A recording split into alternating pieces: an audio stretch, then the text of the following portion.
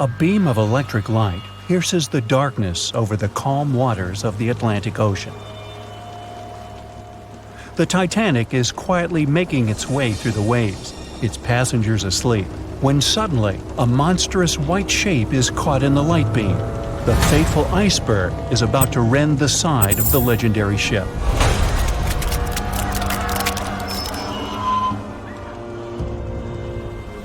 April 14, 1912, only 2 days before someone will take a photo of a giant iceberg with a pretty unusual elliptical shape.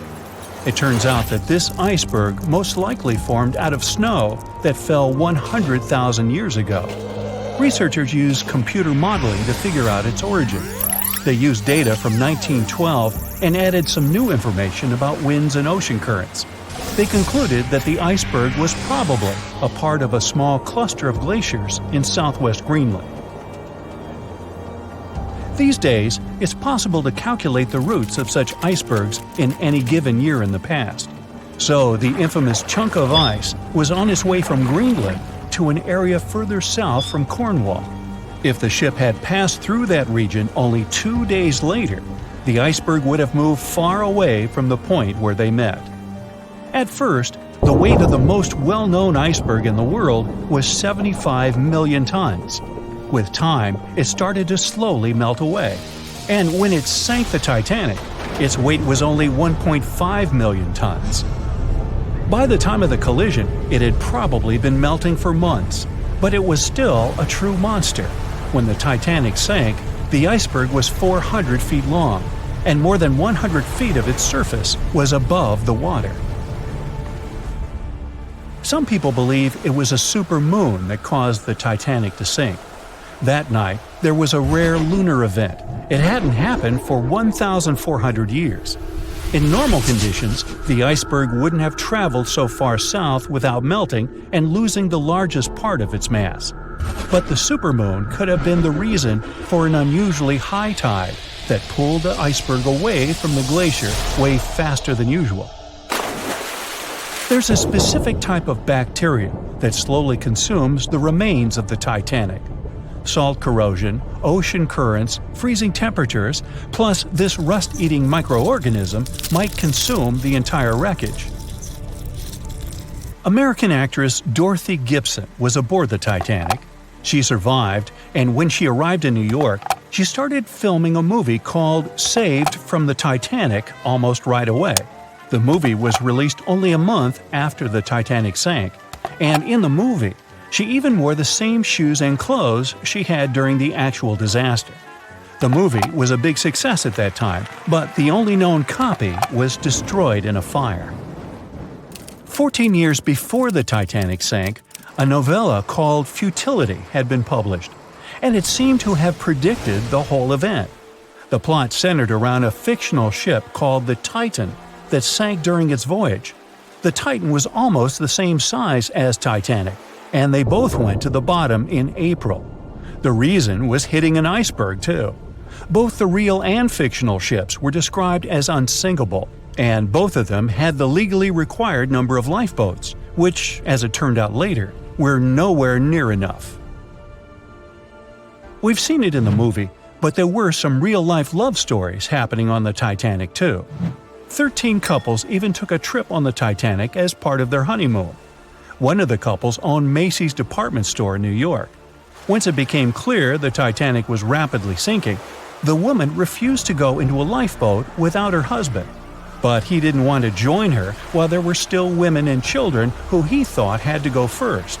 Then his wife gave her coat to her maid. She insisted that the maid should get into the lifeboat, and she wanted her to be warm. As for the woman herself, she decided to stay with her husband till the end. Some people believe Titanic sank because of a mummy, not an iceberg. It all started around 1000 BCE with a mysterious woman who lived in Egypt, in the City of Thieves. People knew little about her, but they called her a priestess.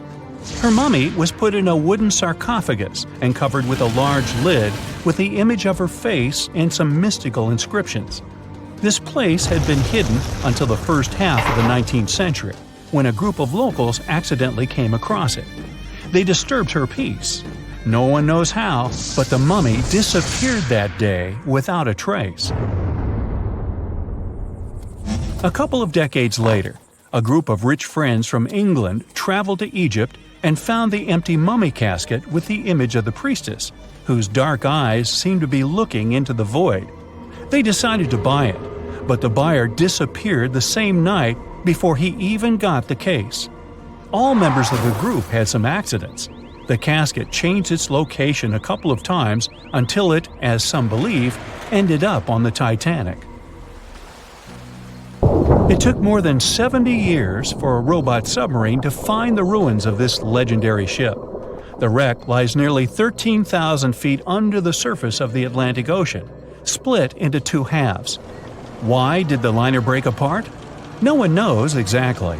Some think it happened because of the water that got inside when the ship collided with the iceberg. The pressure was so powerful it separated two parts of the vessel, starting with the ship's bottom structure. Others say it was because of the hull rivets. They had a high concentration of slag or smelting residue, and that's something that can cause the metal to split apart. The ship generally had many flaws, starting with the design. The watertight bulkheads weren't completely sealed on top. This allowed the water to flow between the compartments and, in the end, sink the vessel. The iron of the ship's rivets and steel of the hull ended up ruined because of high sulfur content, cold temperatures, and high speeds. The steel shattered and the rivets popped out quite easily. Because of this, Titanic sank 24 times faster than it would have otherwise. If the ship had hit the iceberg head-on instead of ramming it with its side, it would have probably stayed afloat. How come the crew members didn't have binoculars? It would have surely helped them spot the iceberg on time and maybe even avoid the disaster. But the binoculars on the Titanic were locked in a storage cabinet. Only one crew member had the key, and he had been transferred off the ship right before it set sail. He later said he hadn't remembered to hand over the key. But even without the binoculars, the ship might have had some time to change course and avoid the collision if the crew had gotten some warning. But that's the thing, someone did warn them. About an hour before the incident, a ship that was relatively close to Titanic, the SS Californian, sent a message to inform them it had stopped because of dense ice field. But the warning never got to the Titanic's captain. Some experts say it was because the radio operator didn't think it was that urgent. And later, the SS Californian said they didn't get a call for help from the Titanic because their radio operator was off duty. Some say the crew on the Titanic couldn't spot the iceberg on time because of an optical illusion. Atmospheric conditions that night probably caused super refraction, which could have camouflaged the berg. After all, no one actually saw the iceberg until it was too close to the ship to somehow avoid the crash. Not even a whole minute passed between the moment they saw the iceberg and the collision. It was only 37 seconds, and it took Titanic 2 hours and 40 minutes to disappear below the ocean's waves.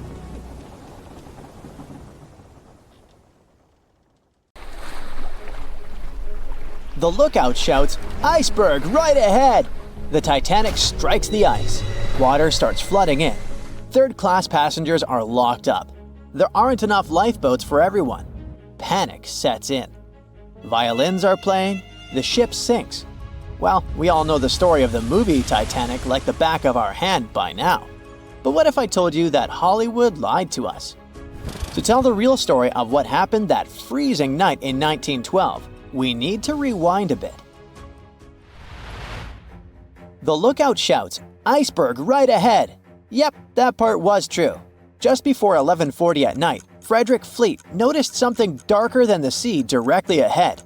As the ship got closer, he realized it was an iceberg. The engines were quickly reversed and the ship turned sharply. Instead of hitting it head-on, Titanic scraped along the side of the berg, sprinkling ice on the forward deck. If you remember, in the movie, Jack and Rose are having a romantic moment when they feel the ship shudder after hitting the iceberg. Everything shakes as if they were in the middle of a light earthquake. Some real-life passengers reported feeling something similar after the impact. But according to Titanic survivor Frank Prentice, it wasn't exactly like that. He said there was no impact as such, and it all felt more like slamming on your car brakes. The ship stopped, and that was that. Some people even slept right through the collision, confirming that there wasn't such an abrupt impact. Mr. Prentice, curious about what had happened, left his cabin and went out to the deck. When he got there, all he could see was a little ice on the surface, not the towering iceberg that Jack and Rose saw.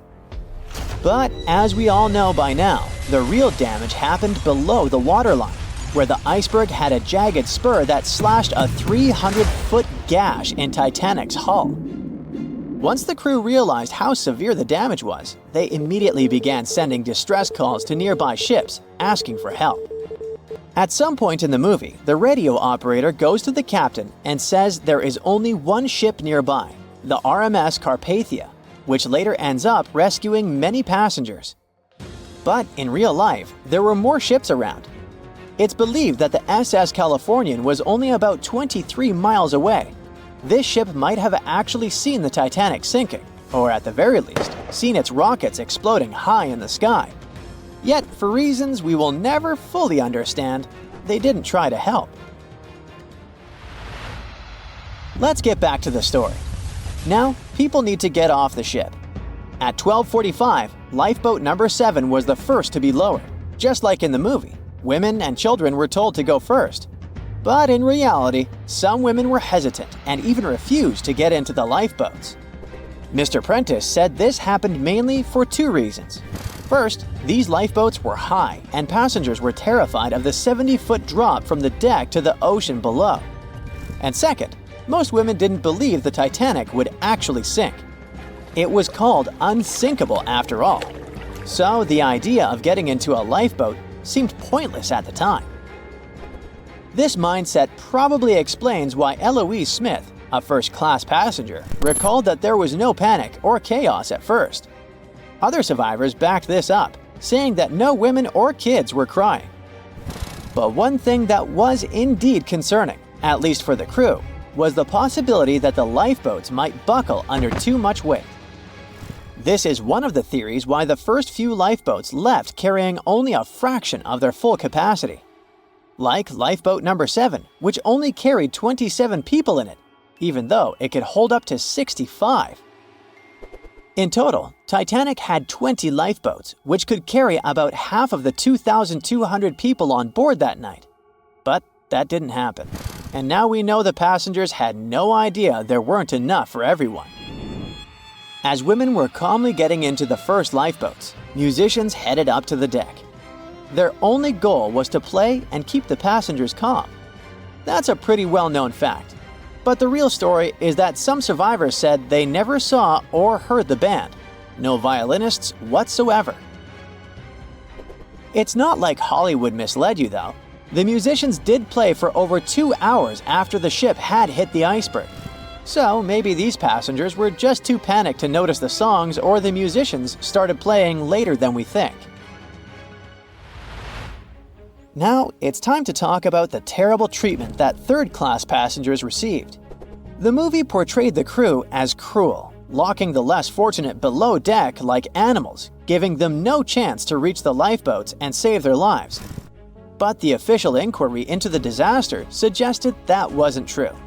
I mean, yes, fewer third-class passengers survived compared to those in first and second class, but there were other factors at play. Many third-class passengers were reluctant to leave the ship, clinging to their belongings, and had a harder time making their way up from the cabins, which were at extreme ends of the ship. Some survivors confirmed that they were not locked up. In fact, it was quite the opposite. Mrs. George Wabi, a Lebanese woman traveling in third class, said that when chaos had erupted, some brave crew members and well-dressed first-class passengers had actually helped her get up to the first-class deck and eventually onto a lifeboat. At first, the Titanic was sinking slowly, bit by bit. Passengers reported seeing the water rising and hearing pops and cracks. Then, there was a loud boom. Some said there had been just one explosion, while others described it as a series of smaller explosions, which they'd thought had been the bulkheads giving way. And there's also a group of people who said they had only heard a rumbling sound. So not everyone agreed on the sound they had heard, but one thing is a fact. By 2:18 in the morning, the lights on Titanic went out, and the ship plunged into complete darkness. As the bow continued sinking, the stern rose out of the water, putting immense pressure on the middle of the ship. This caused the Titanic to break in two. In James Cameron's movie, this moment is pretty dramatic, with the ship sinking almost straight down into the water. But in reality, the break probably happened at a much lower angle, likely just below the waterline. Even so, it tilted enough that people couldn't stay on their feet and started sliding into the water. One interesting thing is that it wasn't until the wreckage was found in 1985 that it was finally confirmed the Titanic had broken apart.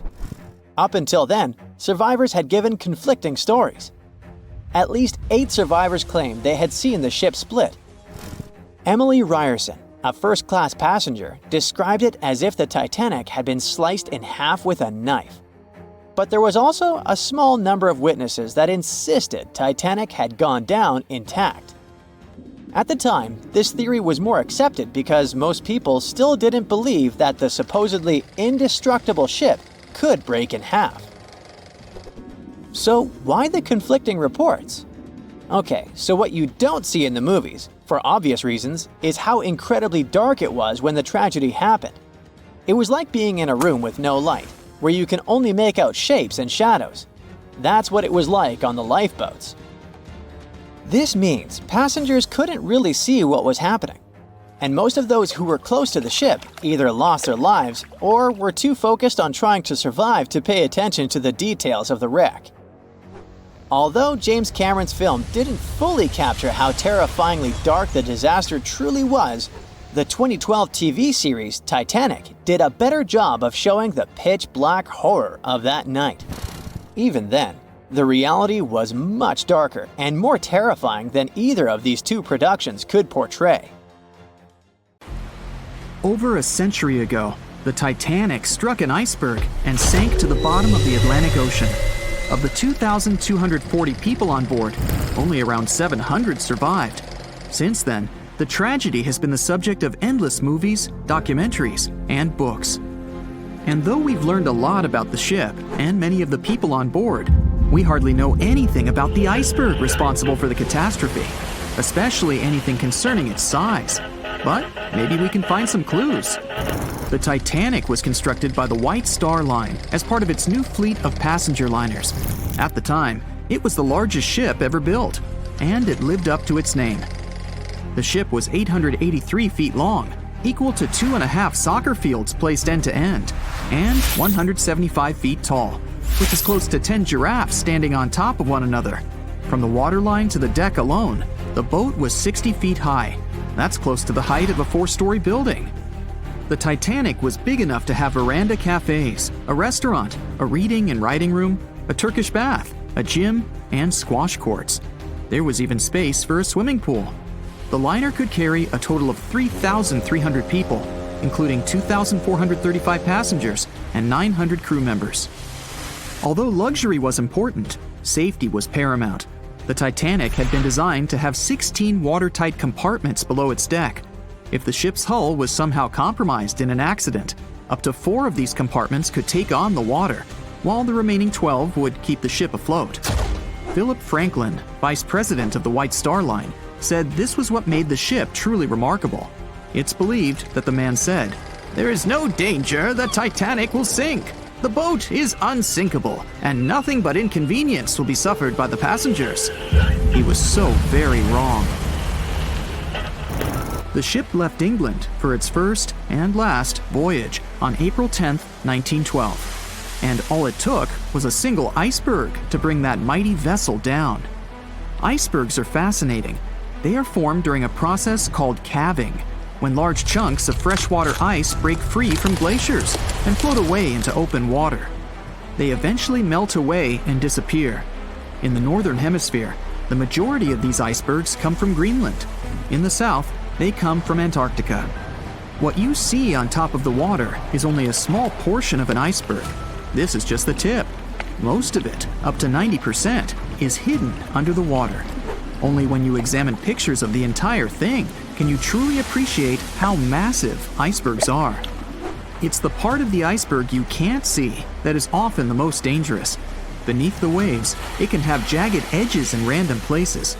A ship can easily get too close without realizing it, resulting in serious damage to the bottom of the boat.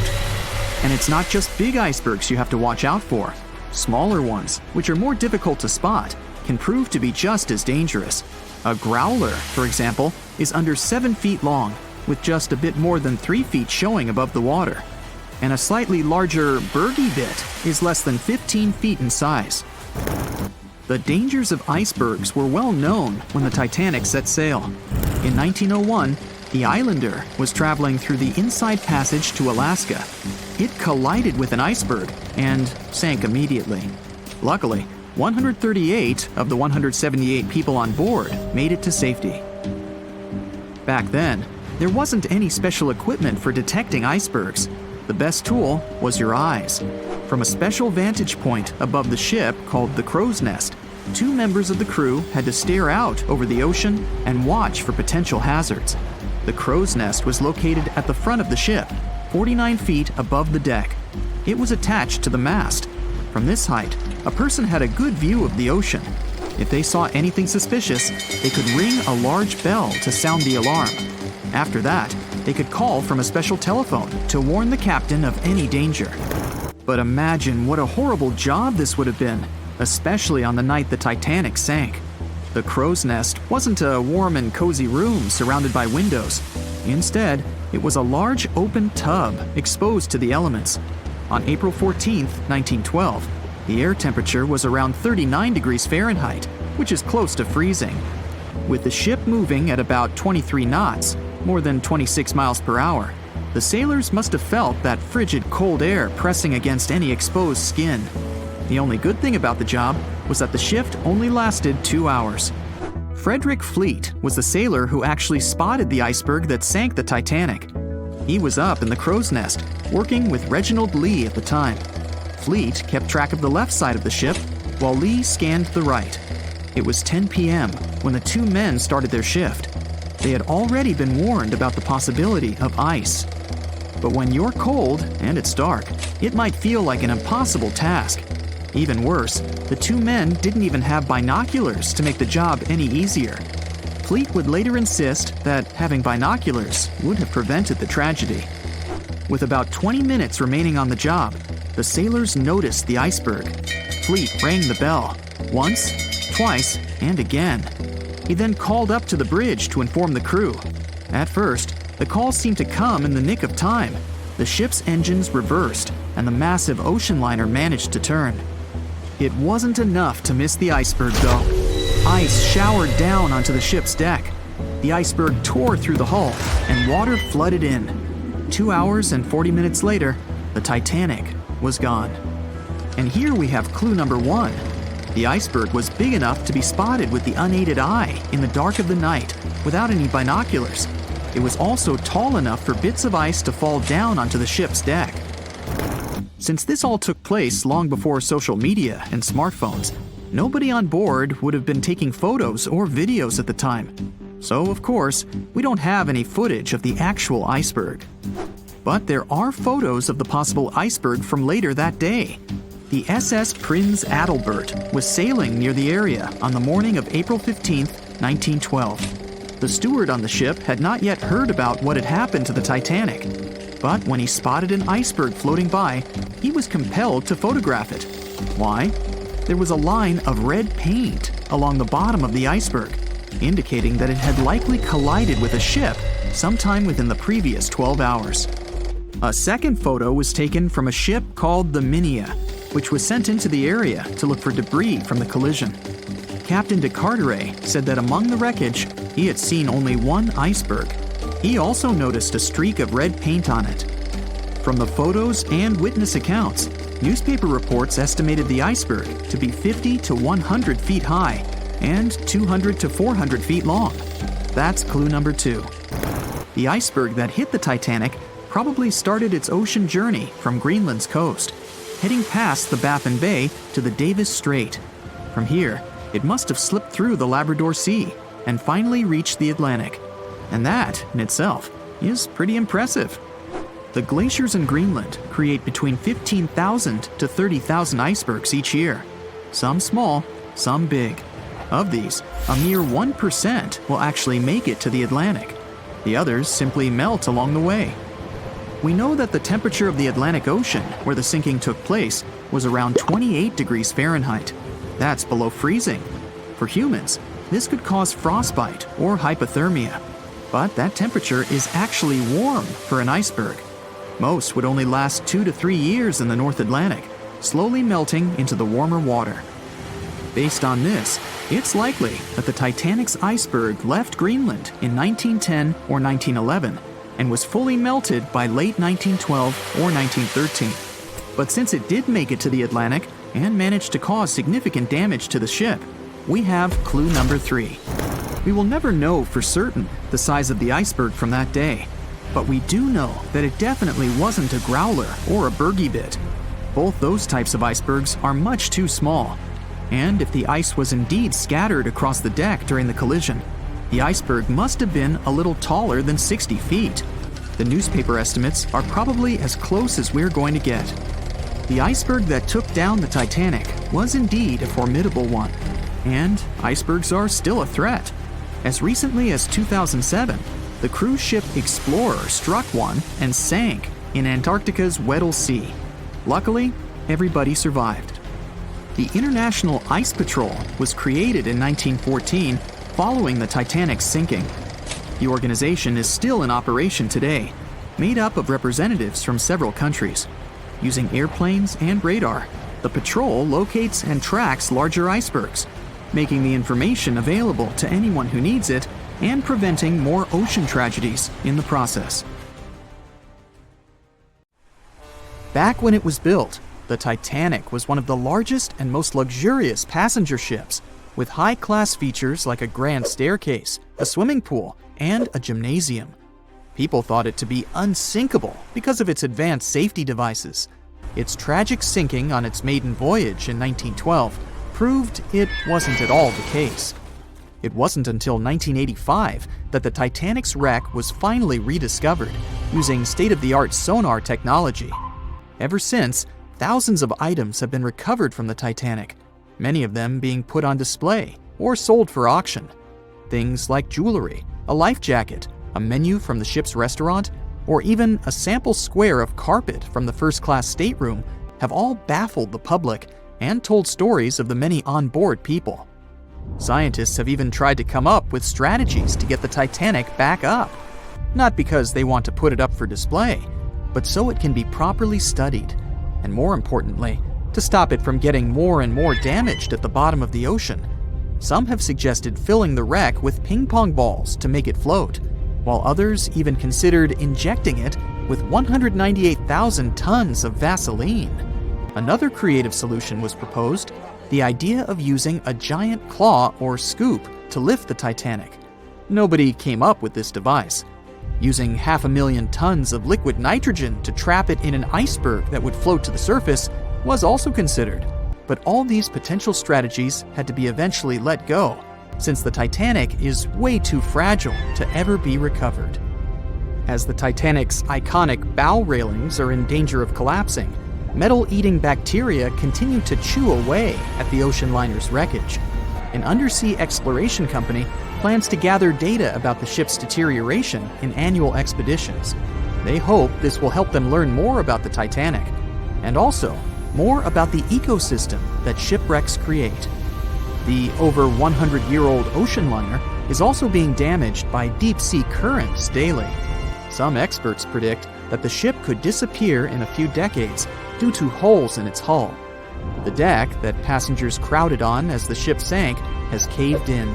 The gymnasium near the grand staircase has also fallen in, and a 2019 expedition found that the captain's bathtub, which became visible after the outer wall of the captain's cabin fell away, is no longer there.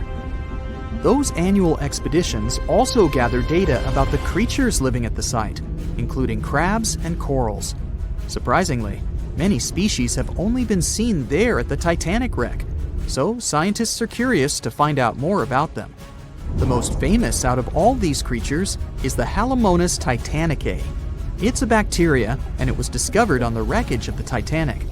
What's interesting about this creature is that it's able to thrive in extremely salty environments. It's also been resistant to several antibiotics, unlike other types of bacteria. It's probably because of this superbacteria that the deterioration of the ship's iron hull happened so fast. The expedition will also look at the debris field and its artifacts. On the site, there are still traces of little personal items like clothes and luggage. One of the most interesting stories about Titanic artifacts is that of the passengers' shoes. Most of the Titanic items that have been lost at sea deteriorated or disappeared completely. But not the shoes. They seem to be able to resist the harsh conditions. On top of that, the leather in most shoes is perfectly preserved, probably because of tannin, a substance used in the tanning process of leather. It helped the shoes resist the damaging bacteria found underwater. All this exploring might have gotten you all excited. If that's the case, I have some good news to share. You might even be able to join the expeditions. To personally explore the Titanic, you have to plan ahead and apply to be a mission specialist with OceanGate, the company responsible for the journey. However, this experience does come with a high price tag of $250,000. Despite the cost, this once-in-a-lifetime experience is in high demand because of the limited spots available. If you can afford the exploration, you will have the chance to collaborate with renowned specialists in marine biology, oceanography, the Titanic, DNA, and the deep ocean.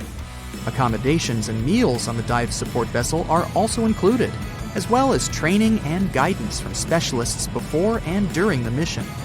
Lastly, you don't even need to bring your own gear, as the expedition equipment is included as well. Sure, ships have evolved and modernized over the years, and these days we have technology that is way better than that available on the Titanic.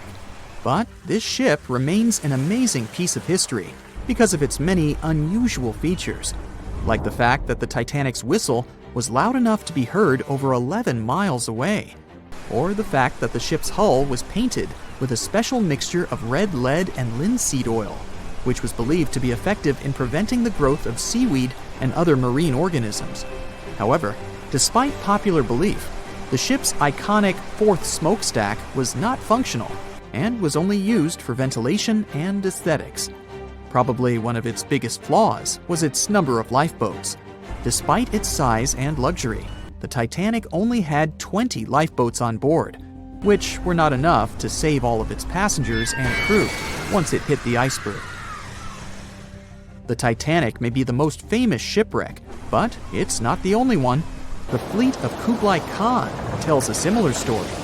This one was a large naval force commissioned by the Mongol ruler Kublai Khan in the 13th century. The fleet was intended to travel to Japan and establish the Mongols as powerful rulers in the region. However, in 1281, the fleet was supposedly caught in bad weather and was seriously damaged, with many ships being destroyed.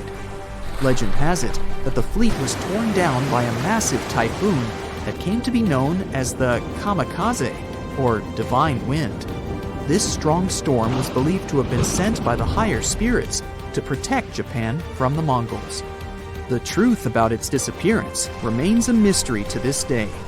However, the wreckage of the fleet, or parts of it, appears to have been discovered in the 1980s by Asian archaeologists. They dug across the site and studied the remains of the ships at a location near Imari Bay. The shipwreck is, to this day, considered to be an important archaeological discovery. That's because it informed us how well prepared the Mongols were back in the day in terms of their ships. Another tragic story is that of the RMS Empress of Ireland. This was a British passenger ship that operated until May of 1914. This is when the ship was sailing from Quebec City to Liverpool, but it ran into the Norwegian collier SS Storstad in the fog off the coast of Rimouski, Quebec. The collision caused a large hole in the side of the Empress of Ireland, and the ship began to quickly take on water and sink. The crew and passengers were caught off guard, and many were unable to evacuate in time. In total, 1,012 people were lost in the disaster, making it one of the worst maritime collisions in Canadian history. Rescue efforts were hampered by poor visibility and the fact that many of the lifeboats were damaged or unusable.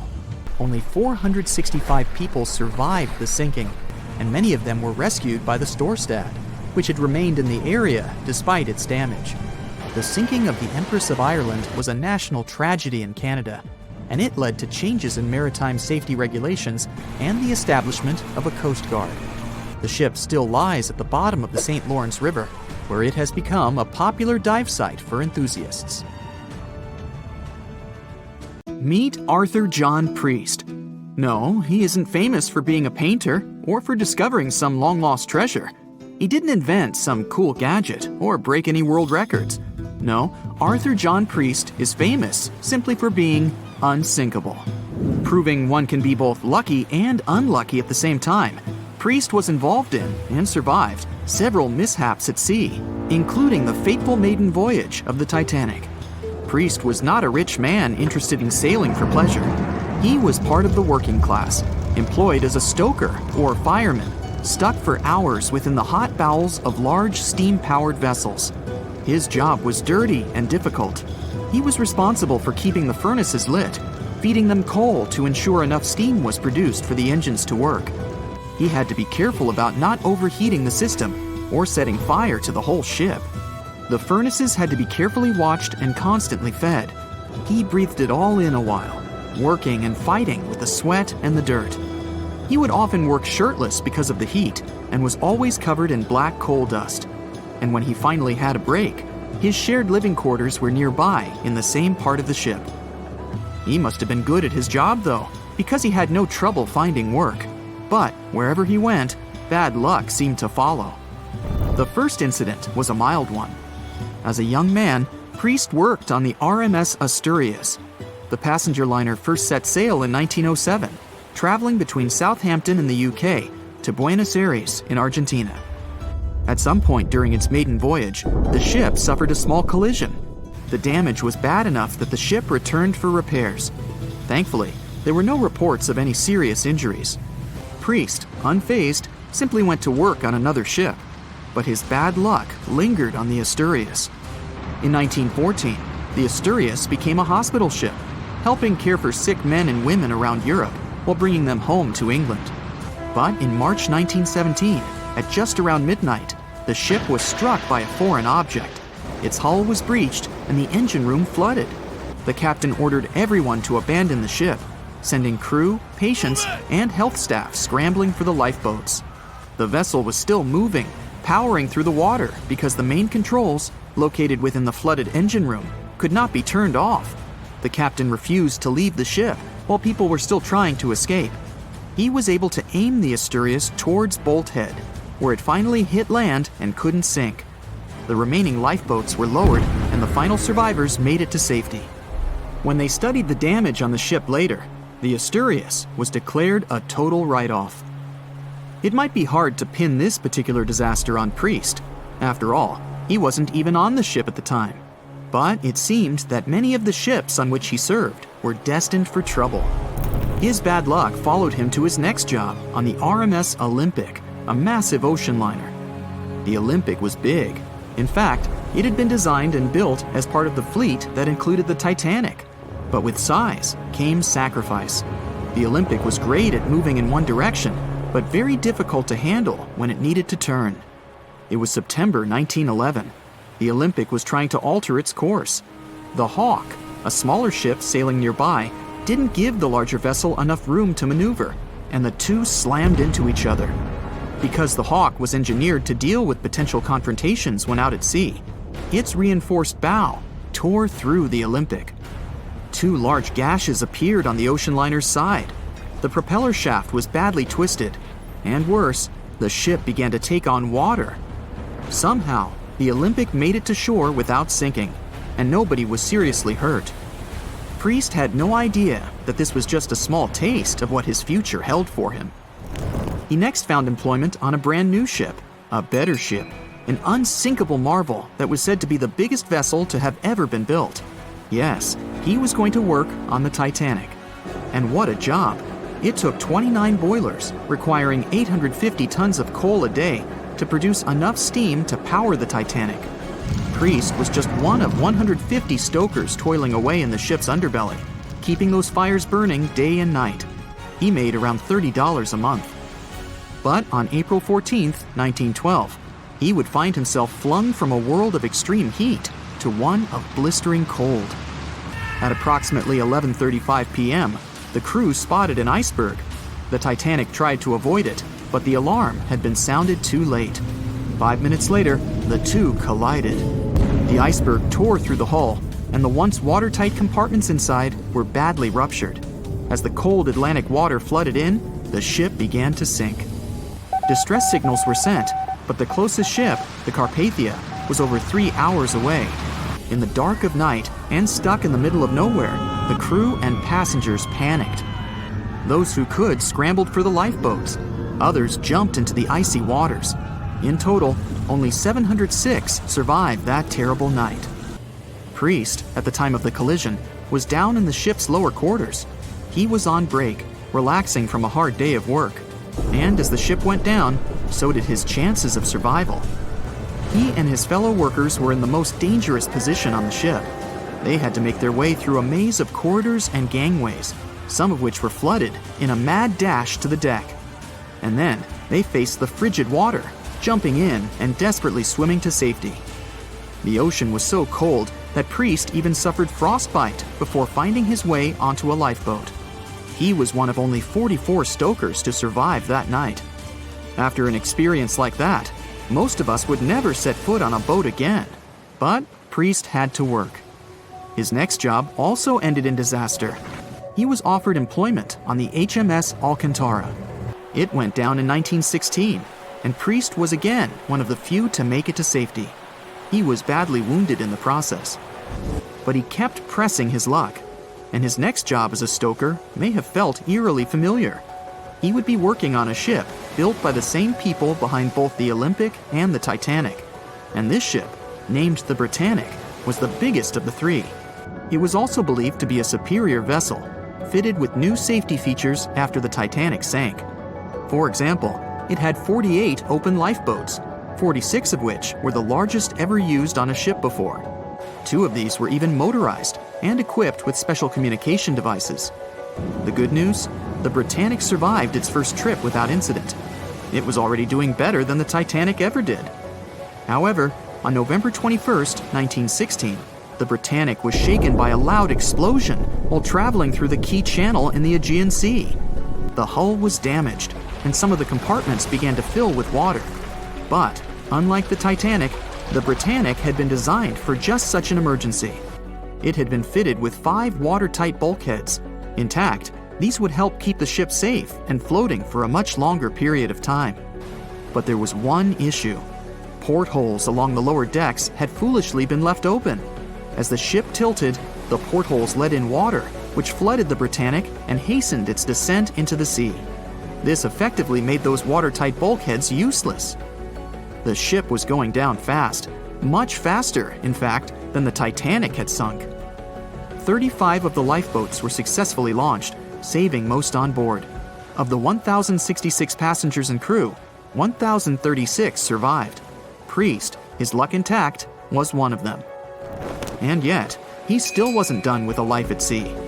He accepted a position as a stoker on the Donegal. It was a smaller passenger ferry that had been converted for use as a hospital boat.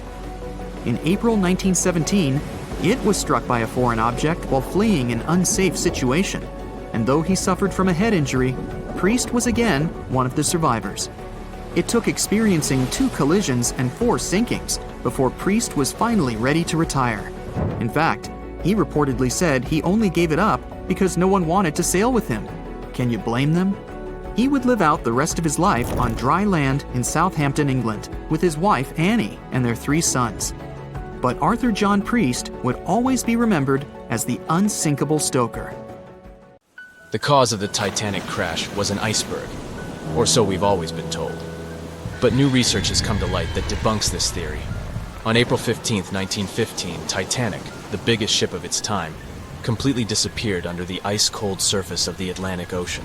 It's hard to believe that such a massive and expensive creation could be destroyed by one simple iceberg, right? Well, recent findings suggest that the real cause of the disaster was a fire, not an iceberg. For over 3 decades, journalist Senan Maloney has dedicated himself to studying the sinking of the Titanic. During his research, he made a significant discovery that shed new light on the well-known story. Maloney discovered a massive black spot on the hull of the Titanic, which measured an impressive 30 feet in length. He found it thanks to an unpublished album of photographs that showcased the construction and preparation of the ill-fated ship's first and final journey. Can you believe that most probably the fire on the Titanic had been burning at extreme temperatures for 3 whole weeks before anyone noticed it? Crazy, right? Apparently the high temperature corrupted the metal, making it 75% weaker. That's why the iceberg was able to make a hole in the ship. If not for the fire, the Titanic might have survived the crash because the iceberg apparently hit the exact spot we are talking about.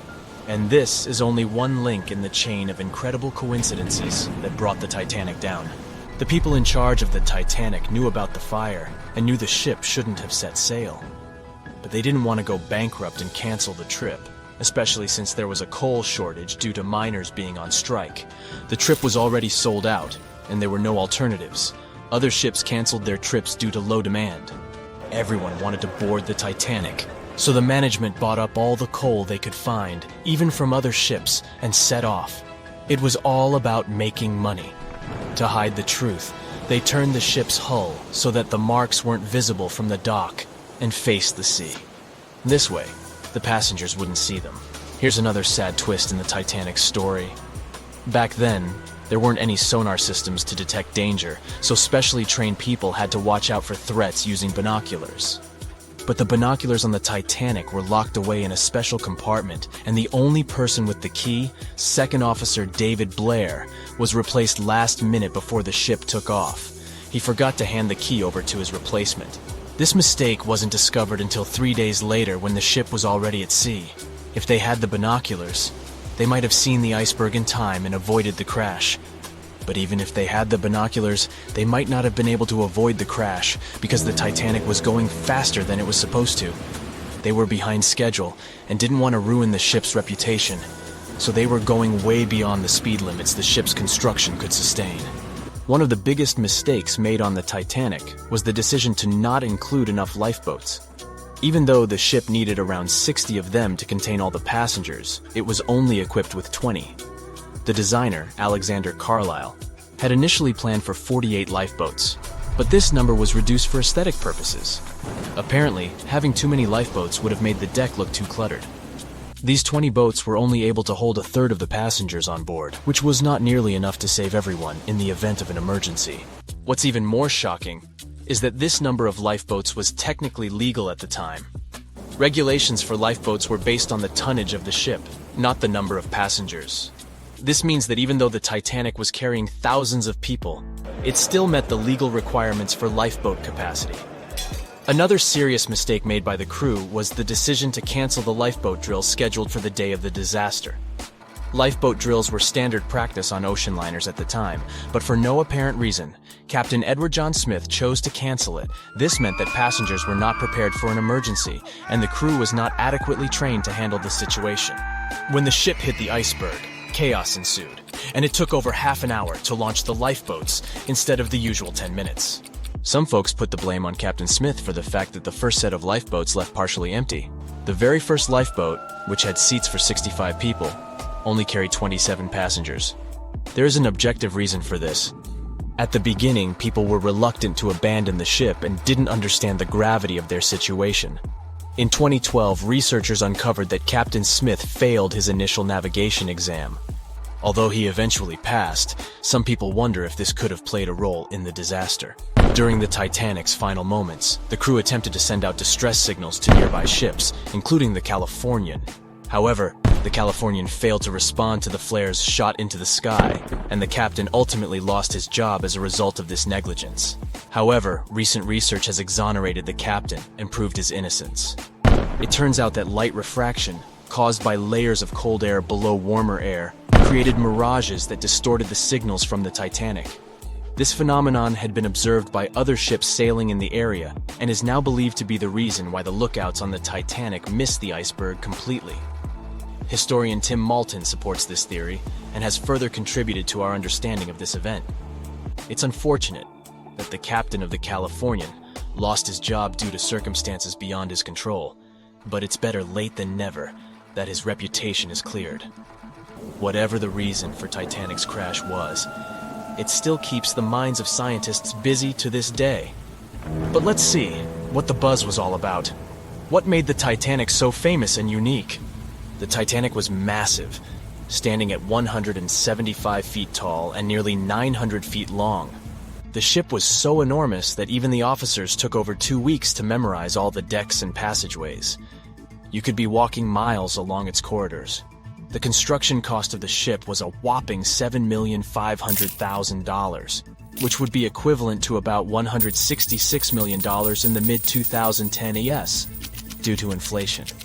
Interestingly, the production cost of the Titanic movie in 1997 was even higher at $200 million.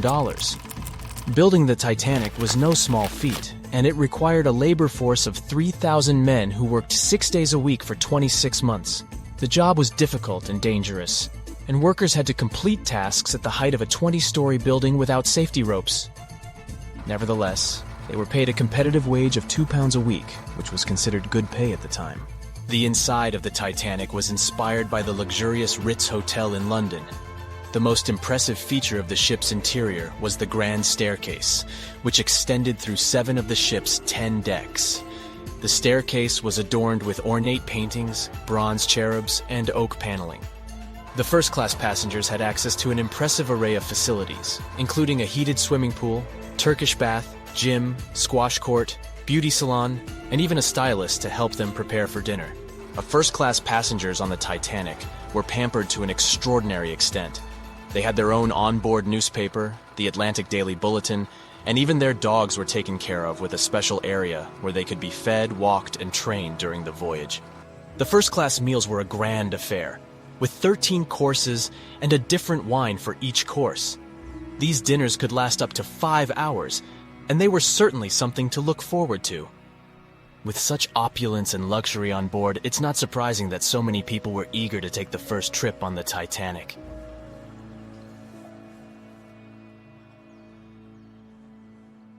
April 1912 marked one of the most terrible tragedies in the history of the world.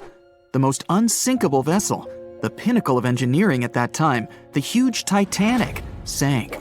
On that dark, moonless night, the ship had many chances to save its passengers. There was another ship just a few miles away that could have saved the Titanic, but it didn't.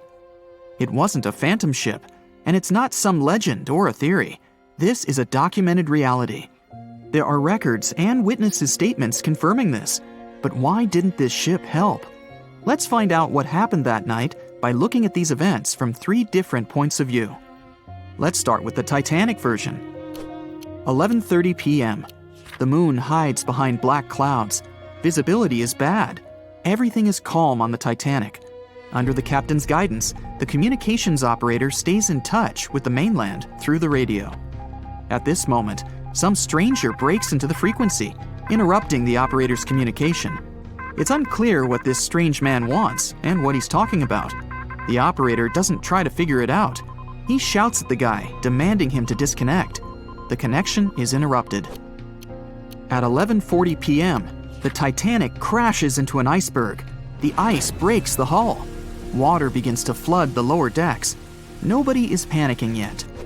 20 minutes later, at midnight, the ship's crew sends a distress signal through the radio frequency. Few people understand how bad the situation really is. After 20 minutes, at 12:20 a.m., they start lowering lifeboats with passengers.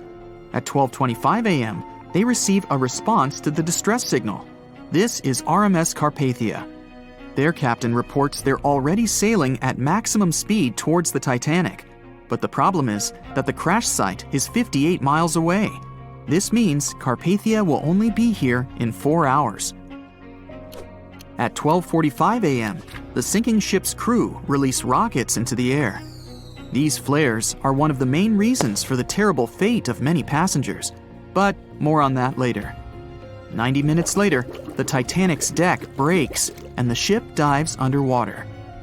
At 4:10 a.m., the Carpathia finally arrives at the shipwreck location. The crew members make heroic efforts to save all the people. They take 705 survivors on board. At this moment, another ship appears. It's SS Californian.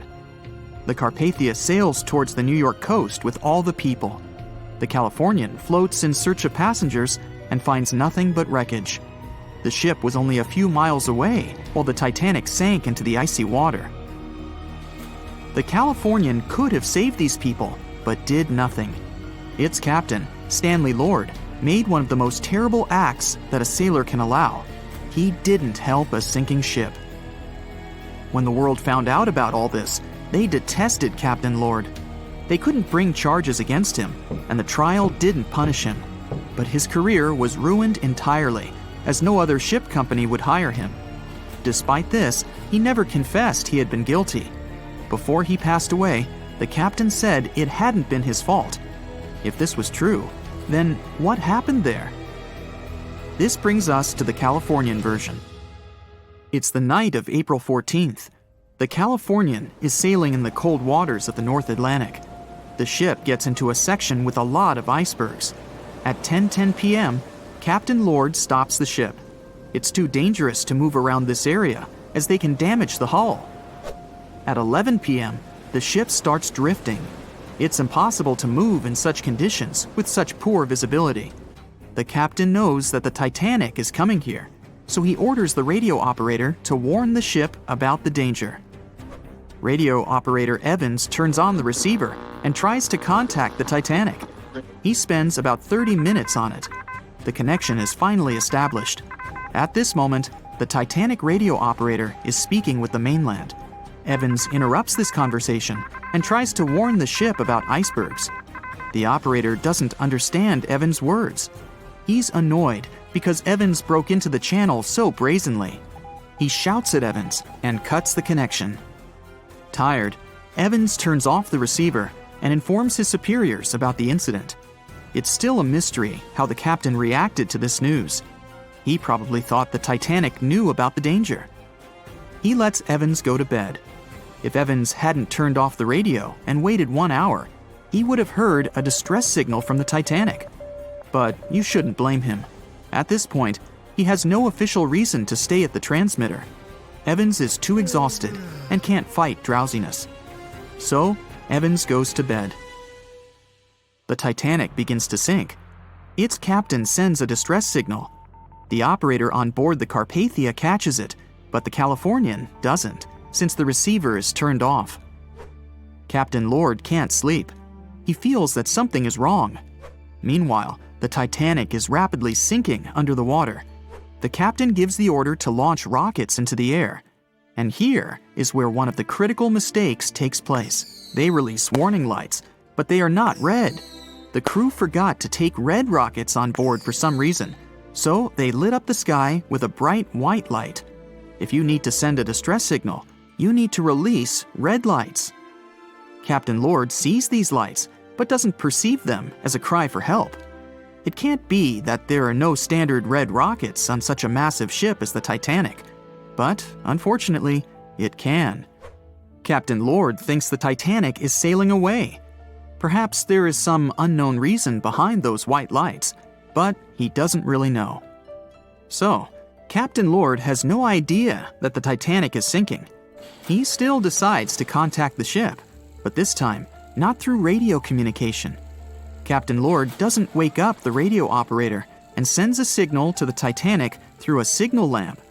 It's important to understand that many old-school captains didn't take radio communication seriously.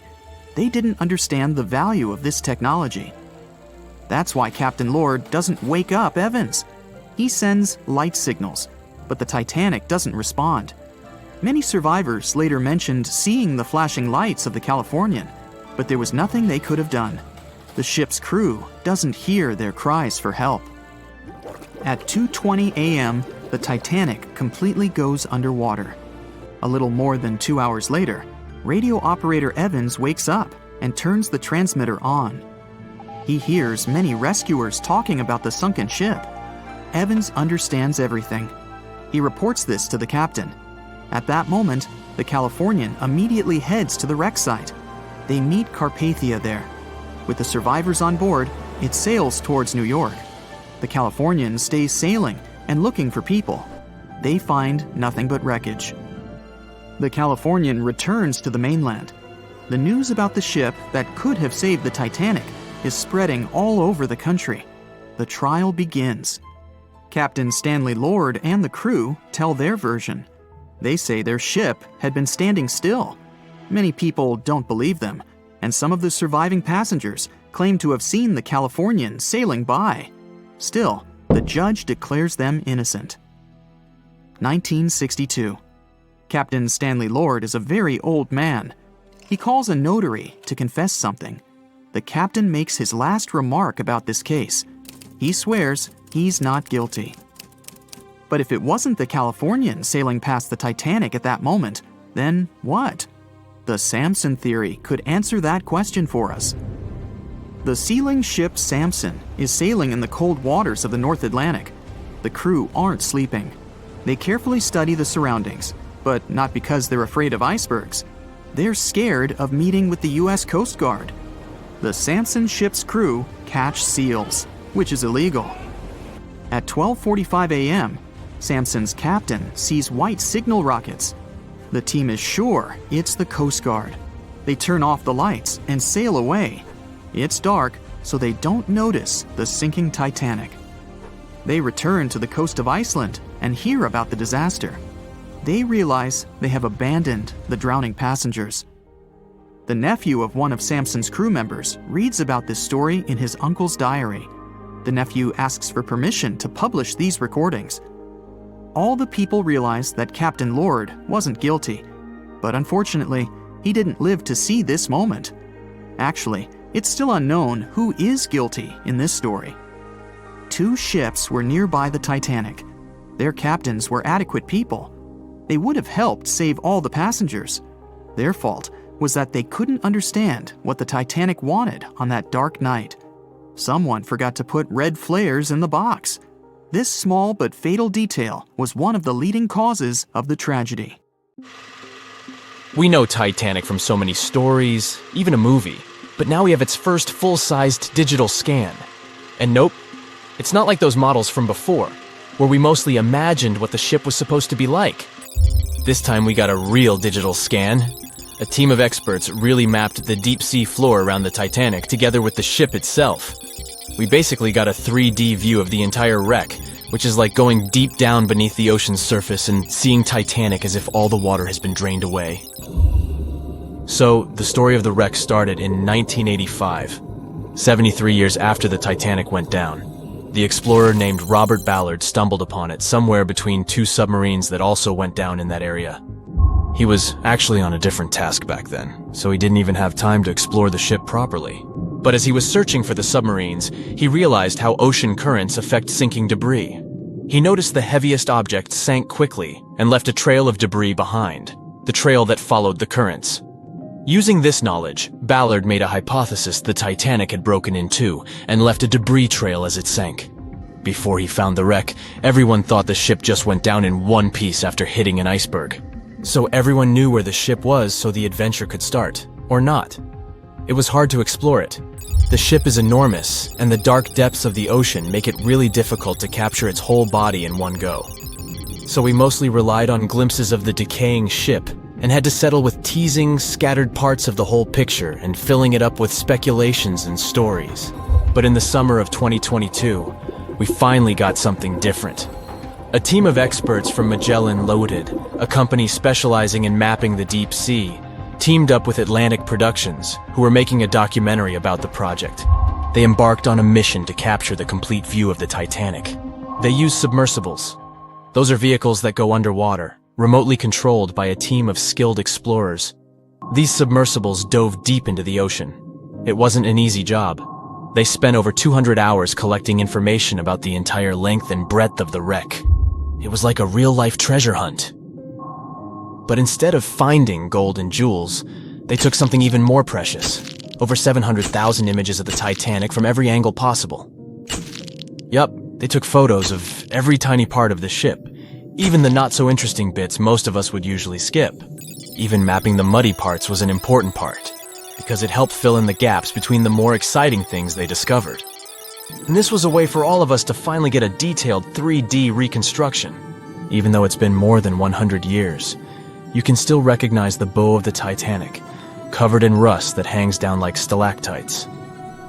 On top of the bow is the boat deck, where a big hole gives us a glimpse into the empty space where the grand staircase once stood, like a window into the ship's glamorous past. Its stern is now a wild mess of twisted metal. As the Titanic went down, this part collapsed and spiraled into the seabed. The bow and the stern ended up separated by about 2,600 feet. There's a vast field of debris surrounding this giant, stuck on the seafloor. This debris is like a scattered treasure trove, full of intricate metalwork from the ship, statues, and even unopened champagne bottles. There are also personal belongings that went down together with the ship, like dozens of shoes resting across the seafloor. It was a tough task to do, go down and take all those pictures. It may not sound that hard at first, considering it was the vehicle that really immersed itself into such deep parts of the ocean, not the people. But studying the ocean is hard. We haven't explored, mapped, or even seen over 80% of it.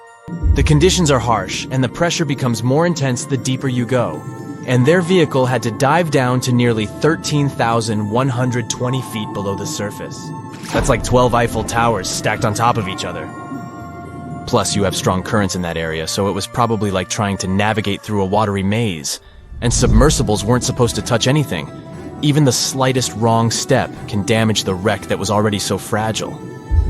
It seems like the Titanic is frozen in time, so it will always be there waiting for us. But in reality, it's slowly disappearing. It's pretty obvious that the ocean water ruined it considering how long it has been down there. But it's not just that. The wreck itself has become a home for a specific type of bacteria Halomonas titanicae that even got named after the famous ship. These bacteria have a special ability. They can survive inside rusty formations known as rusticles. They kind of look like icicles, those spikes of ice that form when water falls from something and freezes. These bacteria have a taste for iron, which is abundant in the ship's hull. For them, it's like a real buffet down there.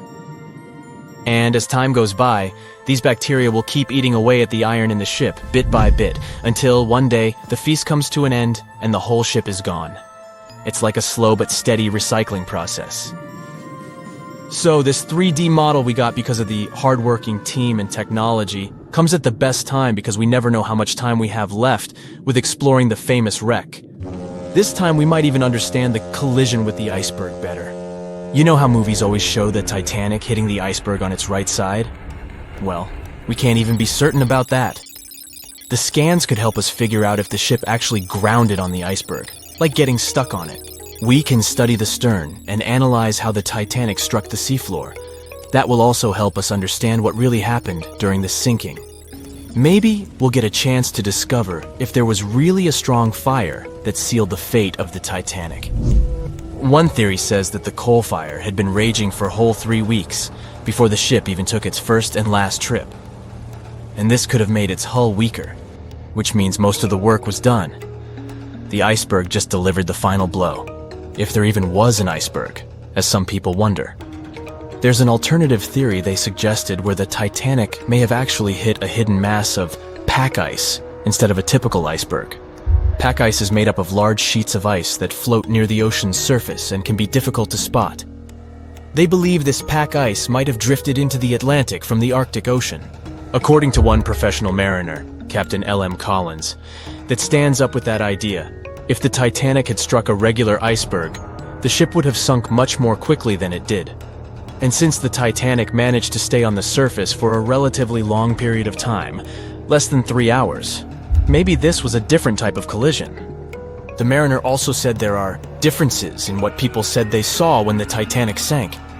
He thinks these differences might be because of optical illusions. In this case, when people were looking at the ocean that night, the way the light was reflecting and the conditions at sea might have made things appear closer or distorted. So when they saw something in the water, it might not have been exactly what they thought it was. whether it was an iceberg or something else. Binoculars might have helped the crew members to spot the potential danger, but unfortunately, they didn't have any. It appears they were locked inside a cabinet, and no one knew where the key was. How heavy is the largest living snake? How can a snake eat a whale? Get ready, I'm about to answer these questions. Before the last ice age, giant mammals like mammoths ruled the world. The modern animal kingdom we're familiar with was shaped around 55 million years ago. I mean, there were still 1,000-pound bear dogs living from Asia to America. But modern whales, for instance, began to appear later. I'm saying modern whales because, surprise, surprise, whales weren't always fully aquatic. The ancestors of the ocean's biggest animals once walked on dry land. They had 4 legs and lived on the coast. Now, I want to introduce you to a snake that used to eat these whales, the Paleophis, a genus of a marine snake. Scientists say it's hard to understand how big the Paleophis was due to its fragmentary fossil record. They assumed that it could have reached up to 40 feet long. Its fossils were found in different parts of the world, from England to Morocco and Virginia, USA. The Paleophis is extinct now, and sea snakes today are only about a quarter of the size this majestic creature used to be. So no need to worry about this underwater monster. But there once was an even bigger snake, the Titan boa. It was around 50 feet long and most likely weighed over a ton. It used to live in what is now known as northeastern Colombia, around 60 to 58 million years ago. Scientists say that it mostly fed on fish. Another giant animal that lived in the past was the black Gigantopithecus.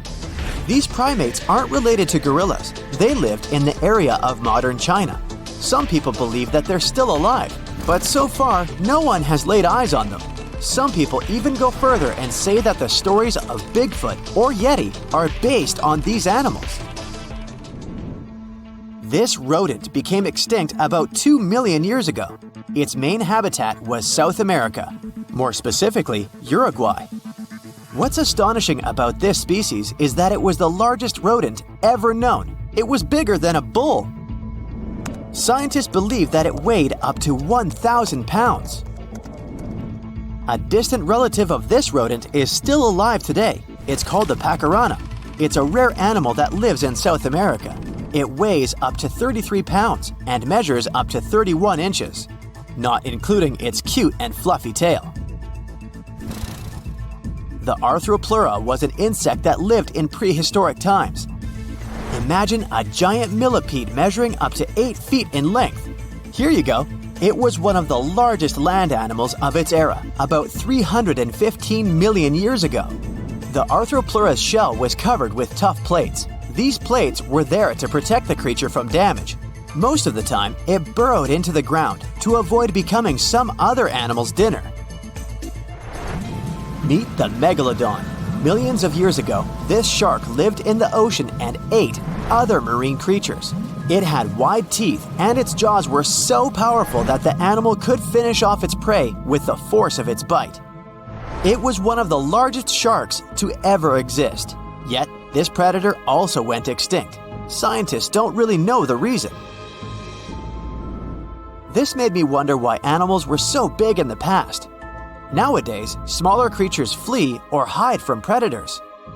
But apparently, it wasn't like this before. Many centuries ago, animals didn't just run or hide, they fought back. Research suggests that this behavior may have been the most important motivation for prey to grow bigger. A study compared the skulls of ancient animals to those of their modern peers. The skulls of predatory animals have become shorter and narrower, while the skulls of the animals they hunted have become longer and broader. This means that predators learned to become experts in hunting, while prey worked on developing their defense skills. You see, a larger body size was a great advantage because it made it harder for predators to take down the animals they hunted. The bottom line, self-defense made prehistoric animals larger. The second reason why ancient animals were larger is related to their bones. They had hollow bones, which are lighter than solid bones. This type of bone allowed large animals to move quickly. Let's take sauropods. They were a dinosaur subgroup. Sauropods had giraffe-like long necks and snake-like long tails. Compared to their body size, their head was really tiny. But since their bones were quite light, they could move around without having to carry additional weight. The eating habits of these animals were also related to their body size. When experts examined the fossils of one extinct mammal species, they found out that these animals had a diet that was high in nutrients and low in fiber. And this mammal was the largest land animal of its period.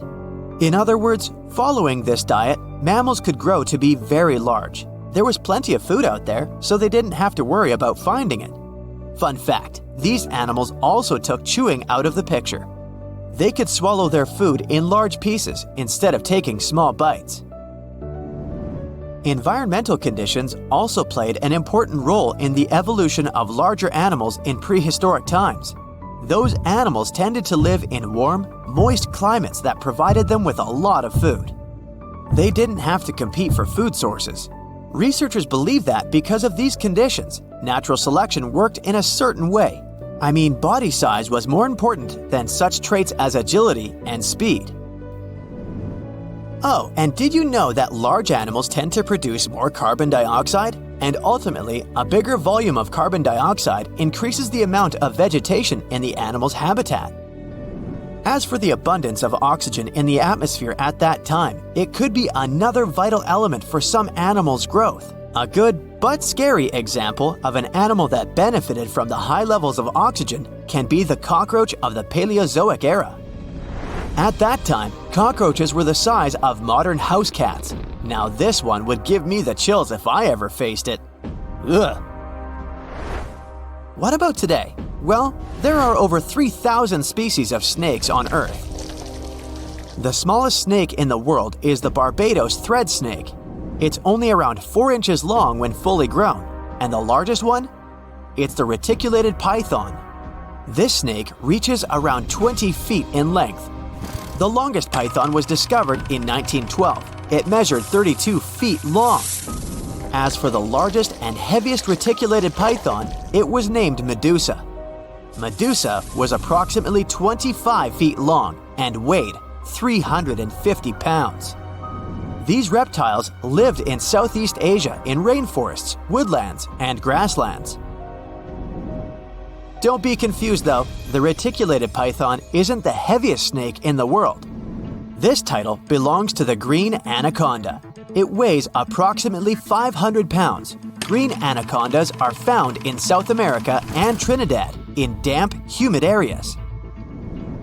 I have a bonus for you. Here is a flying snake.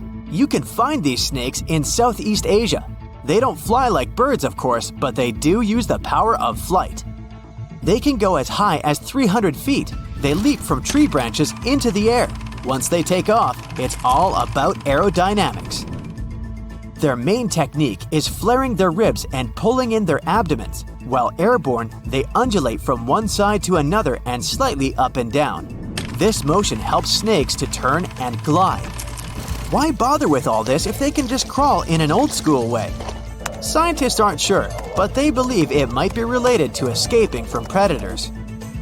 This way, they move from one tree to another without having to get down to the ground. Every now and then, people discover fossils of animals that lived millions of years ago. These ancient discoveries continue to capture our imagination. Which of these animals would you like to see alive? The Bermuda Triangle is one of the most heavily traveled shipping routes in the world. Some skeptics believe that this fact solves the Bermuda Triangle mystery. Statistically, the busier the area, the higher the frequency of accidents and disappearances. While this makes sense, it's not the frequency of disappearances that's responsible for the mystery of the Bermuda Triangle. It's the lack of explanation or wreckage found. On his very first voyage to the New World in 1492, Christopher Columbus sailed through the Bermuda Triangle.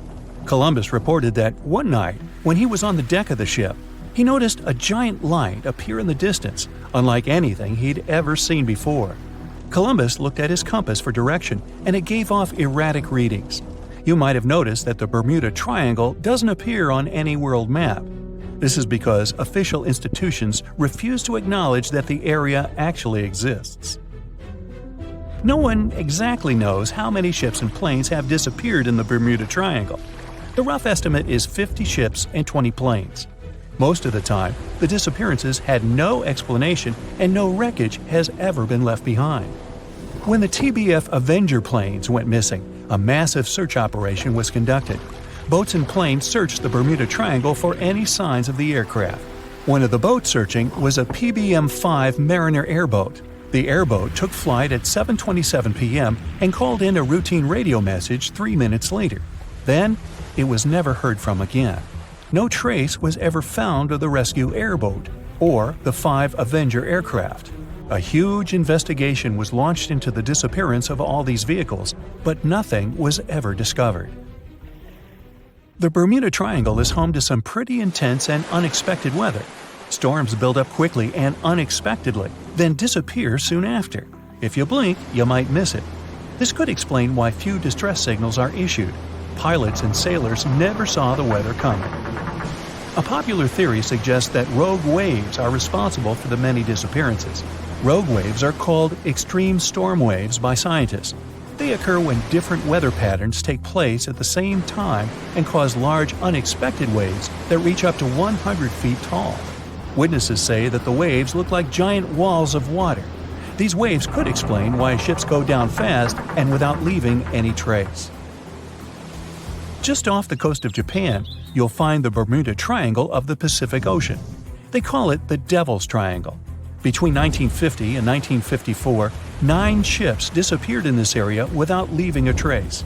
The ship Kaio Maroon 5 was sent to investigate these unexplained disappearances when it also vanished. After this incident, the Japanese authorities labeled the area as a danger zone, and sailors were encouraged to avoid it. Some people blame all disasters on the extraterrestrial paranormal activity. Others suppose it's all about raging natural phenomena. Some scientists believe the cause of anomalies is the environmental changes. Also, there's a really high concentration of methane hydrates on the bottom of the ocean in the Pacific Bermuda area. This gas tends to set off, and when it happens, bubbles start forming on the surface of the water.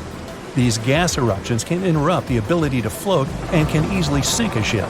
Because of this chemical reaction, there won't be even a trace left.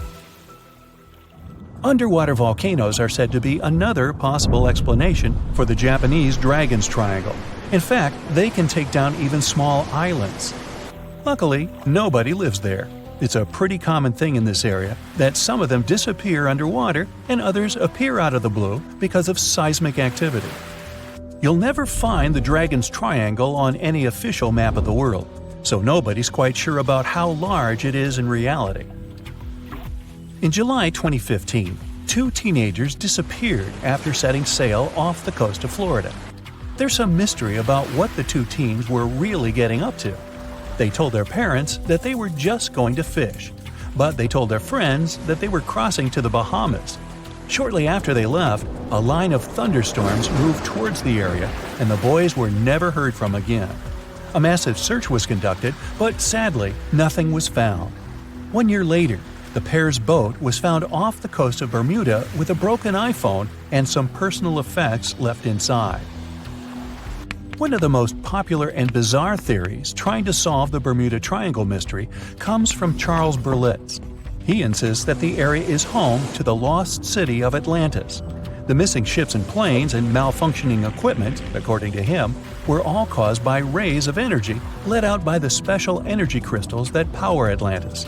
While this sounds silly, Berlitz's theory was convincing enough that over 20 million people bought his book worldwide. Previously, the compass wouldn't work well in the Bermuda Triangle since the lines of the 2 poles coincided here, true north and magnetic north. But if you fall into this line, your compass will behave strangely. But the magnetic north is constantly shifting, and now it's far beyond the triangle. No legend says pirates of the last centuries operate in the Bermuda Triangle, or that the Flying Dutchman makes other ships disappear. A popular theory is that ships travel to the distant past or future through a time portal in the Bermuda Triangle.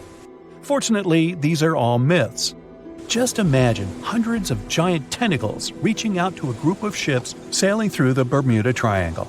In the past centuries, they could easily sink an entire fleet, since the ships were made of wood and were lighter. Squids wrapped decks with their strong tentacles, made holes in the ship's hulls with their sharp beaks. Toothy suction cups could break the masts and tear the sails. The water was filling the holds and slowly rising to the deck. The ship sank in a matter of minutes. Survivors reached the shore and told everyone about huge monsters. This is how the legends of the Kraken appeared.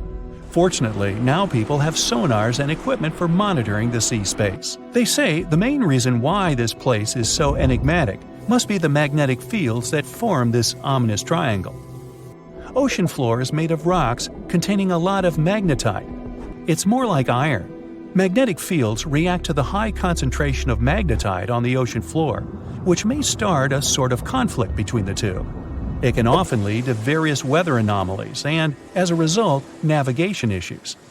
And naturally, any changes in the ocean floor or the Earth's magnetic fields influence the Bermuda Triangle a lot. Magnetic fields tend to shift their position, so do tectonic plates and even the continents, even though we never notice it. The skies are usually very clear there, but back in 1883, some people witnessed abnormal things in the area. Some claim to have seen large blocks of ice falling from the skies, and the crew even managed to save one as hard proof. Seems like the Bermuda Triangle has an alternate not only on Earth, but even in space. Spacecraft usually don't disappear into thin air though, like there's no air. This anomalous area is really large and stretches right above the South Atlantic. It occupies the area from Chile to Zimbabwe and sits right at the point where Van Allen radiation belts are the closest to the surface of our planet. The Earth has two such belts, which come in handy trapping the particles that shoot in from the Sun. They do a great job protecting the Earth from radiation. The magnetic field there is lower, so it allows the Earth's radiation belt to come closer to the surface.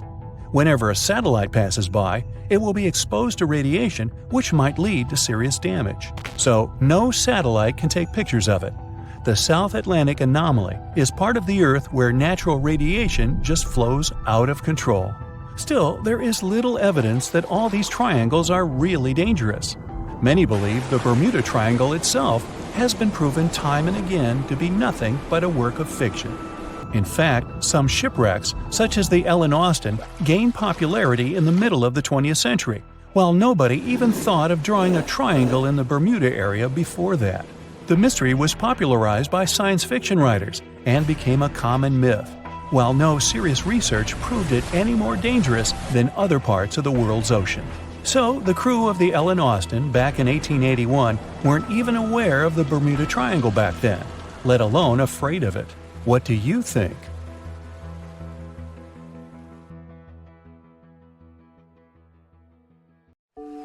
Once a famous giant, the largest ship of that time. Now two grand pieces lying on the ocean bottom about 2,000 feet apart, torn by the catastrophic collision of time itself. The stern of the Titanic got completely ruined after hitting the ocean floor. But you can still recognize the bow since many interiors were left preserved. There's a type of bacteria found on the ship's rusticles. A rusticle is this brownish formation of rust. It occurs deep underwater when the wrought iron the ship is made of oxidizes. It means the bacteria eat the iron of the Titanic's hull, piece by piece. And it seems they might finish their snack by 2030, way sooner than when anyone would expect the wreck to be gone forever. You may think it would probably be easier to take the wreck out of the water so that we got to keep it, but it would fall apart if anyone tried to do that. It's been in the water for more than 110 years now, and is now so rusty that no one would be able to reconstruct some parts even if we managed to get the ship out of the ocean depths. What do you think? Could any of about 700 people that had survived the sinking of the Titanic hear it hit the ocean bottom? The largest ship that had ever been made till then disappeared literally before their eyes after all. But sound most likely wouldn't have traveled from water to air. We can't hear that well in water because our bodies are not designed to hear in such environments. And although passengers were close to the sinking site, the Titanic still hit the bottom a long distance away, 12,500 feet. There are so many underwater landslides and earthquakes we cannot hear, and they make way more noise than a single ship slamming into the ocean floor. Most vibrations and sounds must have dispersed over a large area. Also, the downblast of water, which many believe hit the Titanic after it had touched the bottom of the ocean, would have pushed back the majority of the potential acoustic vibrations. Plus, the bottom of the ocean is not hard enough to produce such loud noises. Many survivors said they had heard terrifying noises as the Titanic was breaking apart, but none mentioned hearing anything after the ship disappeared below the surface of the water. Some survivors shared how chaotic it was when passengers, mainly women and children, were getting into lifeboats. There weren't enough boats, and still, some of them weren't even filled to their full capacity. No one knew how to react properly in such a situation. The lifeboat drill had been scheduled for the morning before the Titanic hit the iceberg, but for some reason, it got canceled. A giant ocean liner everyone believes is unsinkable takes a trip across the ocean. On its way, it strikes an iceberg and sinks. Yeah, we all know how the story goes. But what's scary is that it's also the plot of The Wreck of the Titan, a novel published in 1898, 14 years before the Titanic went to the ocean bottom or was even constructed. In the novel, the Titan, what a scarily accurate name too, didn't have enough life jackets, vests, and lifeboats for all the passengers on board. It was also the largest ship of that time, almost identical in size to the Titanic, and both the Titan and Titanic sank in April. Dorothy Gibson was an American silent film actress. She was also one of the Titanic passengers. She survived the catastrophe. Right after she came to New York, she started filming Saved from the Titanic. The film was released only 1 month after the ship sank. Dorothy was even wearing the same shoes and clothes she had worn when she had actually been on the ship. The movie was successful, but it got destroyed in a fire, so it only exists in memories, like Jack Dawson. Titanic wasn't all alone in the restless waves of the cold ocean near the iceberg it struck. The SS Californian was relatively close. Their radio was shut off for that night though. At one moment, the crew members noticed mysterious lights in the sky. They immediately went to wake their captain up to tell him, but he issued no orders. Some believed it was just fireworks. They never realized it was actually a call for help. The flares crew members of the Titanic sent off to the sky, hoping someone would notice. By the time the SS Californian got the SOS message, it was already too late. Some say a full moon may have been the reason the iceberg crossed paths with the gigantic ship. A full moon may have caused incredibly strong tides that eventually sent multiple icebergs southward, right when the Titanic was crossing that area. Would you dare to taste cheese from the Titanic? The wreck has been under the ocean surface for more than 100 years now. It took more than 70 years to find it. By that time, most of the food that had gone down together with the ship had, of course, spoiled. But it's possible there's still some of it left. Some foods are protected from decay. For example, cheese. The microbes that turn milk into cheese create special conditions to protect the product from spoiling. Multiple things have survived the Titanic. A handwritten letter where a mother and a daughter wrote to the girl's grandma about the amazing journey they were on together. The letter has been around for more than 100 years and got sold at an auction. A battered pair of white cotton gloves was found in the wreck. Musicians on the Titanic played till the very last moment. Sheet music and one violin were found among the wreckage.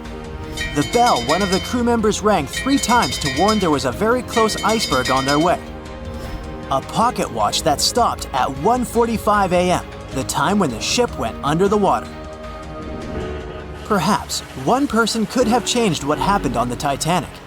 David Blair was a pretty lucky man. He was supposed to take the spot of the second officer of the Titanic. He was pulled out at the last moment, which eventually saved his life. It was a great thing for him, but something clouded his joy. What if he was the only person who could have done something to save the ship and the passengers? Back in the day, ships didn't have smart advanced technology like they do today. They couldn't see a threat on the horizon. Binoculars were pretty helpful, but the crew members on the Titanic didn't have access to the room where they were kept. David Blair was the man responsible for the keys. He left the ship in a hurry and forgot to hand over the keys that were in his pocket. Maybe if the crew members had had access to the binoculars, they would have seen the iceberg on time and had enough time to change course. It's possible that the giant iceberg that sent the Titanic to the ocean bottom was made of snow that had fallen in southwest Greenland. Scientists even used a computer model to calculate the paths the iceberg took in any given year, taking into consideration ocean currents and weather readings for that year. It's possible that the iceberg was 1,700 feet long, with a weight of around 75 tons. By the time it collided with the Titanic, it had dwindled down to only 1.5 tons. Violet Constance Jessup was, as many called her, Miss Unsinkable. She was only 24 years old when she joined the Titanic crew as a stewardess. On the tragic night when the ship struck the iceberg, she was lying in bed. As soon as she heard that something was going on, she got dressed and quickly went to the deck. Violet helped passengers get into lifeboats. 4 years later, she was on the Britannic, the Titanic's sister ship. Once again, the ship started sinking.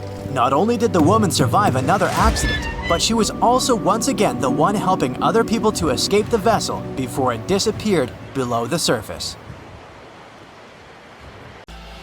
They said it was the most technologically advanced ship. They said it was unsinkable. And when it sank, they made a movie about it. These were the main reasons why the Titanic disaster became world famous. But unfortunately, this is not the only large-scale shipwreck. And sadly, there have been cases much worse than the tragedy of the Titanic. One of them occurred on April 27, 1865. The Sultana steamboat carried passengers and cargo daily between St. Louis and New Orleans. It was a pretty large wooden boat with 3 decks and was 260 feet long and 70 feet wide, almost twice the size of a basketball court.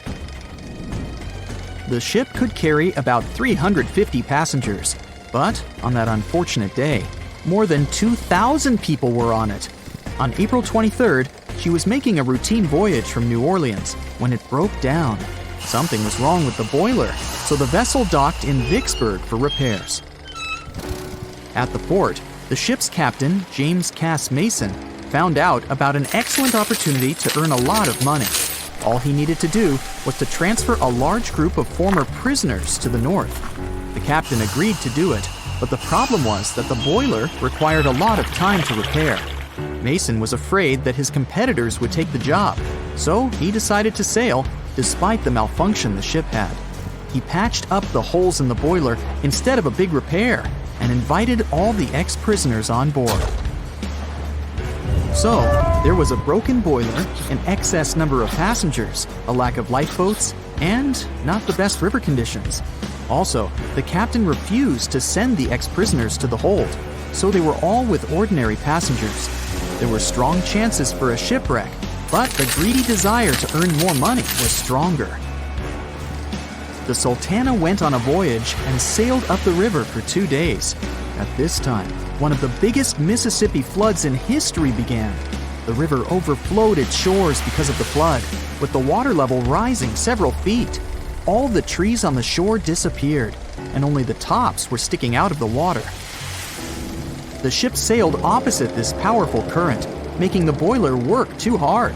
On the evening of April 26th, the Sultana arrived in Memphis, Tennessee, and they loaded even more, 120 tons of sugar and 200 passengers. She got incredibly heavy. Around midnight, the ship continued its dangerous journey. The captain sailed to barges to load a shipment of coal. At 1 a.m., the vessel left the barge. At 2 a.m., the broken boiler, unable to withstand the load, suddenly exploded. The Sultana was just 7 miles north of Memphis. Few people survived that day.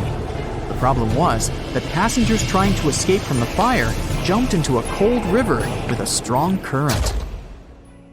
The Sultana disaster is considered the most tragic shipwreck in the history of the United States. The exact number of those who didn't survive is still unknown.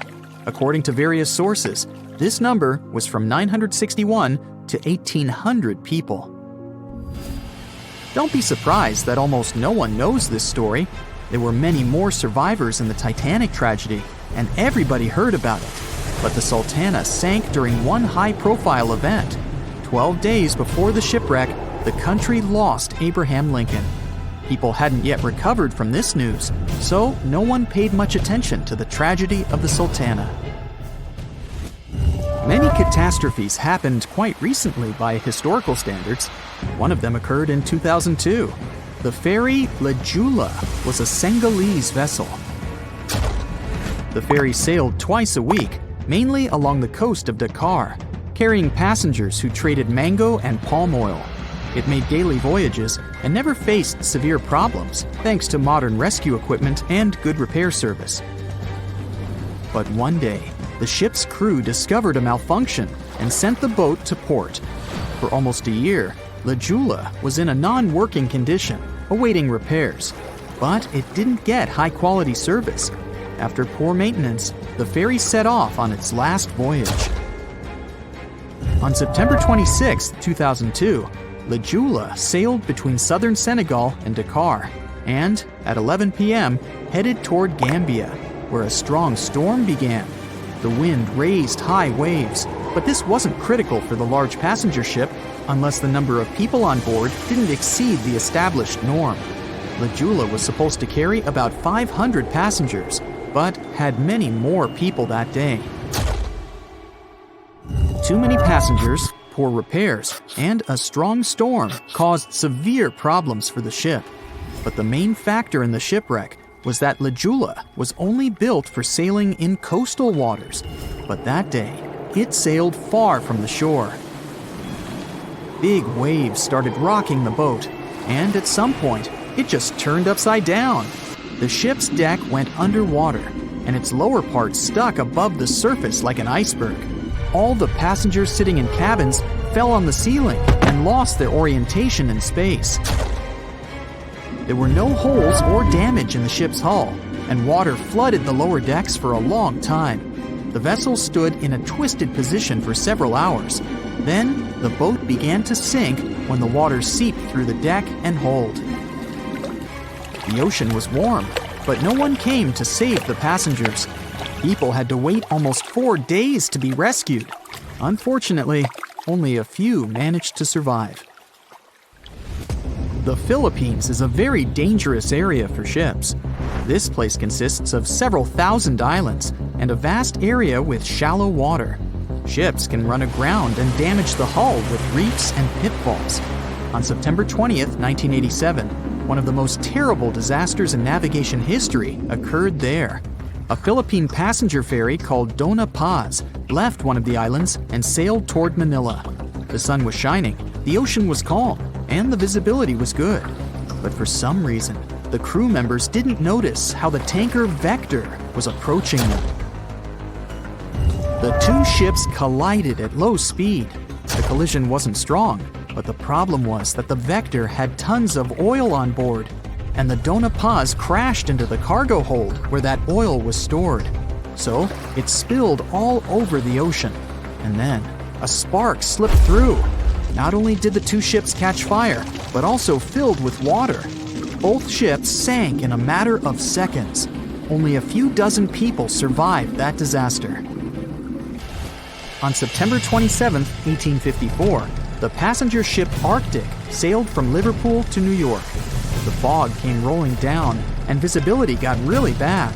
Another boat appeared out of the thick white haze, the French steamer Vesta. The ships were close enough to each other that a collision was inevitable. The French vessel was smaller, so it seemed to the Arctic's captain that Vesta had received a lot of damage. And while he was staring at the other ship, his boat got quickly filled with water.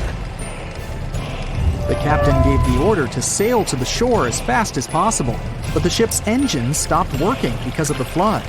Then the ship's crew started to lower lifeboats with women and kids. Still, when rescuers found lifeboats with people, it turned out that only 87 out of 400 people survived, 65 crew members and 22 passengers. Surprisingly, there were only grown men among them. The ship's captain survived by clinging to the wreckage. All newspapers wrote about this story as one of the most terrible and shameful tragedies in navigation history.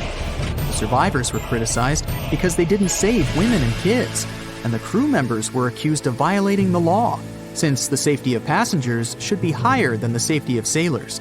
But despite this, none of them were brought to responsibility. Unfortunately, shipwrecks still occur to this day, but fortunately, there are fewer of them than before, thanks to modern navigation systems and radar. But no technology can guarantee there won't be a super strong storm or any other emergency that no one can foresee. What's the scariest predator under the ocean? The crocodile?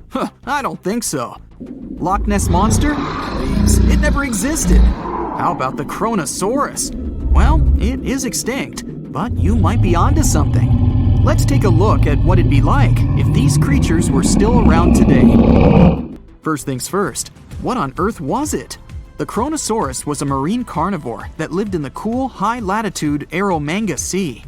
It covered vast areas of inland Australia between 90 and 120 million years ago, during the early Cretaceous period.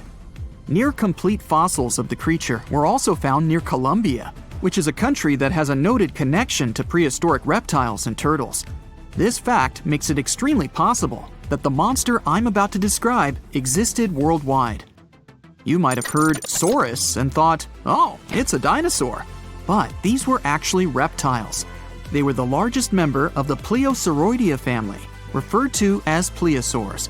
Fossil evidence suggests they weighed over 20,000 pounds and were roughly 30 feet in length. Just to put that in perspective, the longest crocodile ever measured was a saltwater crocodile by the name of Lolong from the Philippines. It was 20 feet in length and weighed just under 2,500 pounds. And that's still 10 feet shorter and incredibly lighter than the average Kronosaurus, making the crocodile seem like nothing more than a glorified goldfish in comparison. Despite its terrifying length, the most physically daunting feature of the Kronosaurus was its head. Its skull was about 8 feet long, which was actually proportionally large given the size of its body length. Anything that was unfortunate enough to end up inside the Kronosaurus's mouth may have been given false hope. After all, the teeth of the beast weren't actually that sharp. On second thought, I take that back. I wouldn't feel confident around a toothless snake, let alone being inside the mouth of this monster. But it's true that the Kronosaurus's teeth weren't sharp, especially when compared to other carnivorous reptiles, such as crocodiles and alligators. The teeth of this prehistoric sea creature were instead conical. This means that they were cone-like in shape. Unfortunately, this lack of sharpness didn't make them less dangerous. The teeth were enormous and could be up to 12 inches long from the crown tips to the bottom of the roots. This obviously meant that the Kronosaurus had an extremely powerful bite. It was estimated to be up to 30,000 newtons, which is almost twice as powerful as the bite of a large saltwater crocodile. Because of the bluntness of their teeth, they weren't suited for twisting their prey once in their grasp, but the size and shape of the teeth made them perfect for simple open and shut biting. They would have had no problem crushing hard objects such as the toughest of shells any sea turtle could offer. Just like crocodiles, the Kronosaurus is believed to have had a short neck. This may have been an adaptation to allow the beast to successfully catch small evasive animals. Their body, in general, was fusiform and streamlined. This means it was narrowed at both ends and had very little resistance to the flow of water. The Kronosaurus was also equipped with 4 paddle-like limbs. The hind limbs were larger than the front ones. They could span approximately 7 feet in diameter. All in all, this set the Kronosaurus up to effortlessly propel itself through the waters and be an ultimate predator. Predator X, if you will? That's the name that was given to the fossil of a creature discovered near Svalbard, a Norwegian island group. in 2009. The fossil was identified as a 50-foot-long, 100,000-pound monster with a bite force of 33,000 pounds per square inch. This might be the highest bite force of any known animal. Although Predator X is yet to be classified as any specific type of animal, it was definitely a plesiosaur, like the Kronosaurus. And even if it wasn't Predator X, the Kronosaurus was still most definitely a ferocious titan when it roamed Earth's oceans.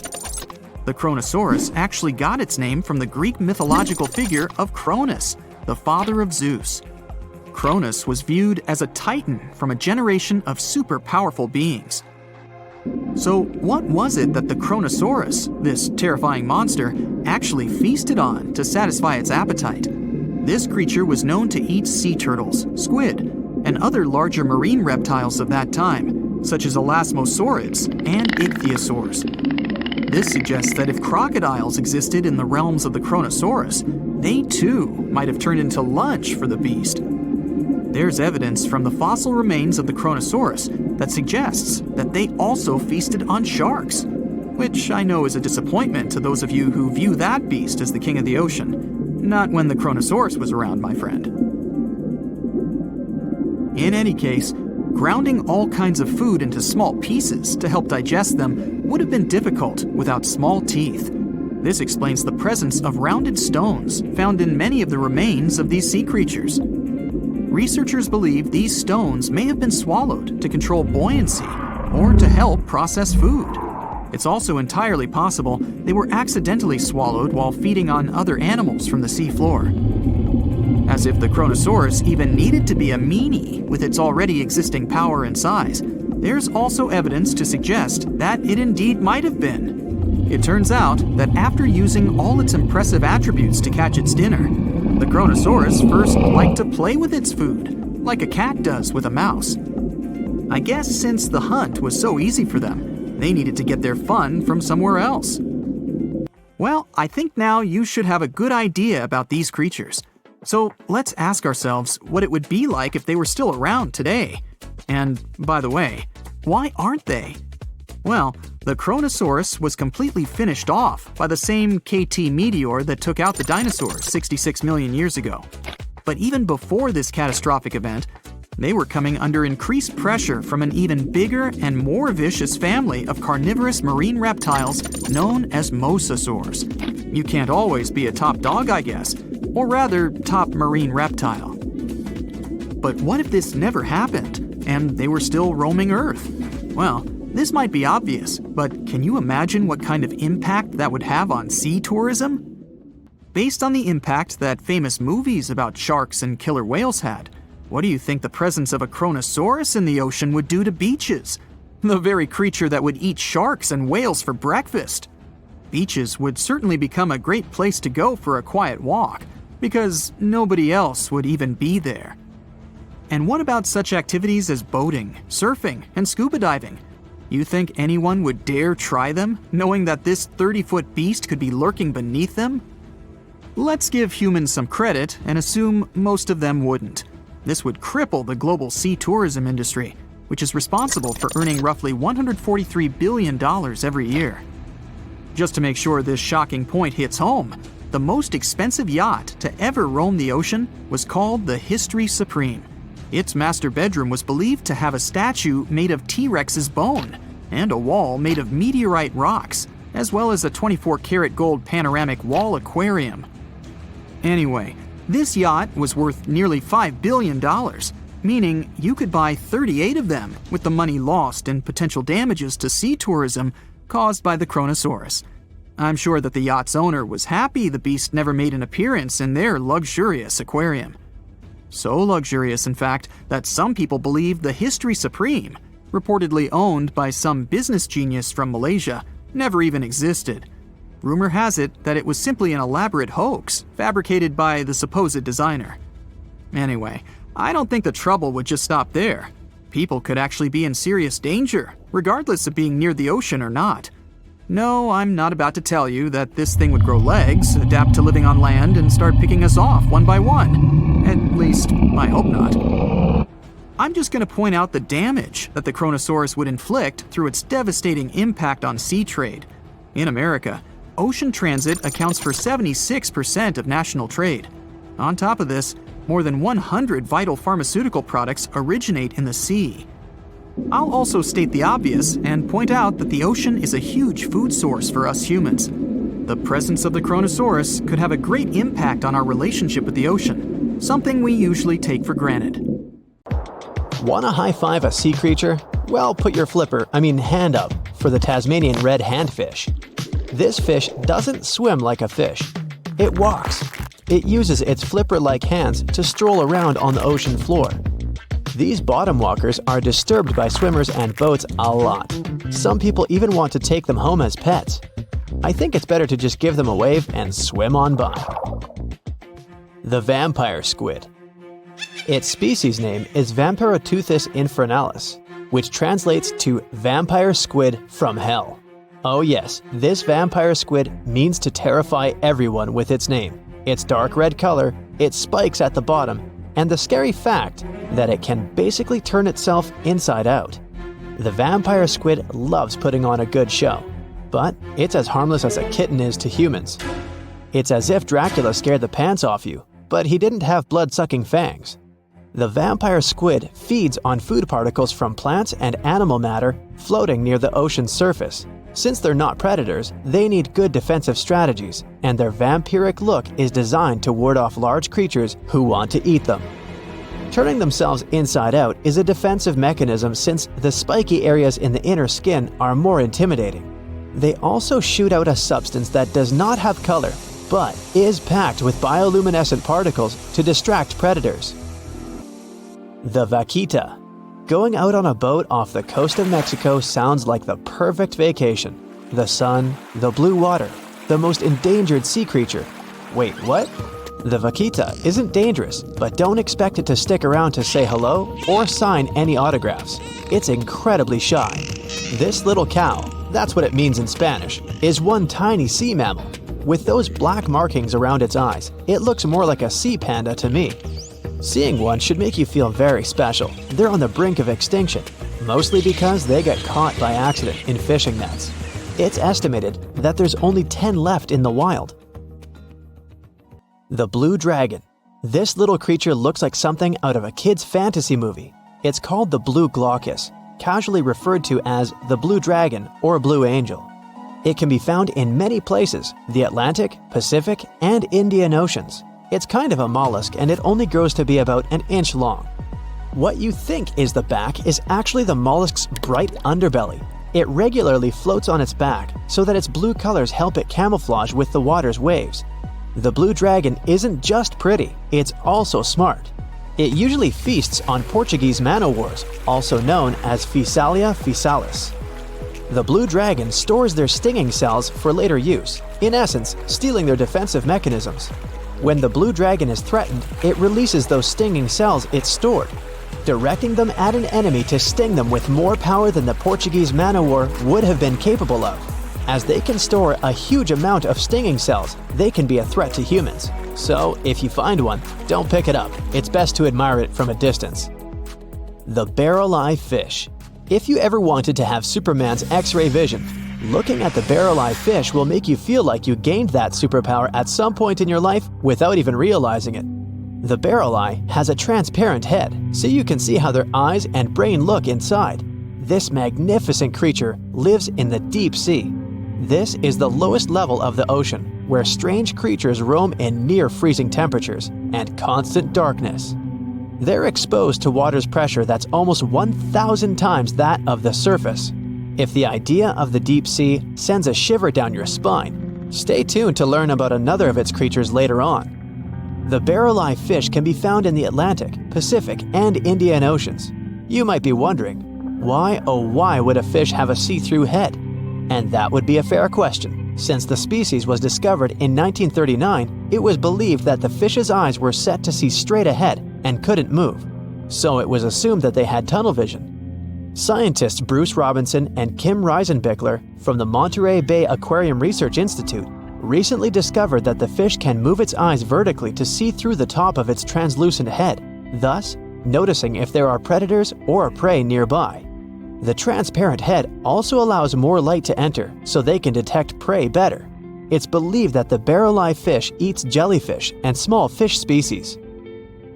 If you dive in the ocean at night, you might be lucky enough to see how orange ball corallimorph blooms in the dark. But make sure to be quick because as soon as you turn on your flashlight to take a good look, it will retract its tubes back into itself. The megalodon. The whale shark isn't the biggest shark known to humans. If the entire shark species were a kingdom, the prehistoric megalodon would be the ruler of the sea. Megalodon roamed the ocean a long time ago. About 15.9 to 2.6 million years back between the early Miocene and late Pliocene eras. While they've long been extinct, people are still amazed to learn about these gigantic sea beasts. Megalodon could reach anywhere between 45 feet to 60 feet in length with jaws more than 6 feet wide. A fossil of a tooth that once belonged to a megalodon measured at 7 inches.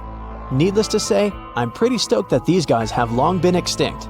But there's still some adventurers out there hoping to meet this monster one day. The Dumbo octopus. This adorable creature, or creepy creature, or however you want to see it, is officially called Grimpoteuthis. More casually, it's referred to as the Dumbo octopus, named after the Disney character. Though Dumbo, the elephant, not the octopus, was teased for his big ears, it's highly unlikely that this adorable octopus gets teased by its water neighbors. They are the deepest living octopuses, living in the deep sea, and you know how scary that place is. They're only about 8 inches tall and spend their days hovering just above the seafloor eating snails, worms, and other food they find in the current or near ocean vents. There are nearly 17 species of Dumbo octopus, and they all have differences in height, color, and body parts. If you can't get enough strange animals, you'll be glad to learn that the deep sea has barely been explored by humans. So keep an eye out. There are bound to be more fascinating animals discovered in the deep in the future. The sea angel. These creatures might look and sound pretty cute, but their diet is far from sunshine and lollipops. Their favorite food are sea butterflies. They lay mucus traps for them and wait in ambush. The squat anemone shrimp. This shrimp is tiny, only 0.5 inches. It's also known as a dancer shrimp because of its peculiar behavior. When agitated, it raises its bottom above its head and does a little dance. Divers also say it readily jumps on their hands and cleans them. The coconut crab. This guy may look pretty creepy, especially when the sun goes down. Mature coconut crabs are around 3 feet in length. Their preferred foods are coconuts, but they can also hunt down lizards and even large birds. The slender snipe eel. Slender snipe eel is a slim and long creature that's still a mystery for marine scientists. It's 4 feet long and it has at least 750 bones in its spine, which is much more than any other animal in the world. The sea pen. Sea pen is 7 feet long and it has a lot of varieties, but most of them look indeed like a pen or a quill. The similarity is even more striking when the animal has a water-filled bulb that anchors it to the floor. The Persian carpet flatworm. This creature looks indeed like a carpet, despite being very small by comparison. It's only 4 inches long, able to become both male and female. It doesn't really mate with other flatworms. Rather, it fights them for the right to bear posterity. The flamingo-tongued sea snails. Tourists love these extraordinary snails for their pretty colors, thinking it's a shell, but in fact, the shell is quite dull and hidden underneath colorful soft tissues. They eat softer, toxic parts of corals and store their toxins to protect themselves. Most of the ocean is still shrouded in mystery, whether we're talking about dark corners or creatures that are hiding in the depths. But sometimes, it gives us a peek into scary things it hides in its cold, dark depths. Like when you hear on the news that there are some deep-sea creatures washed ashore after a powerful storm once again. Some just look weird, while others are real monsters that live at depths of more than 3,300 feet. The coldest and deepest parts of the ocean have created one specific phenomenon called gigantism. So, sea spiders, squids, worms, and many other animals, mostly invertebrates, or creatures without backbones, They're all way bigger and scarier than the versions we see in the more shallow areas.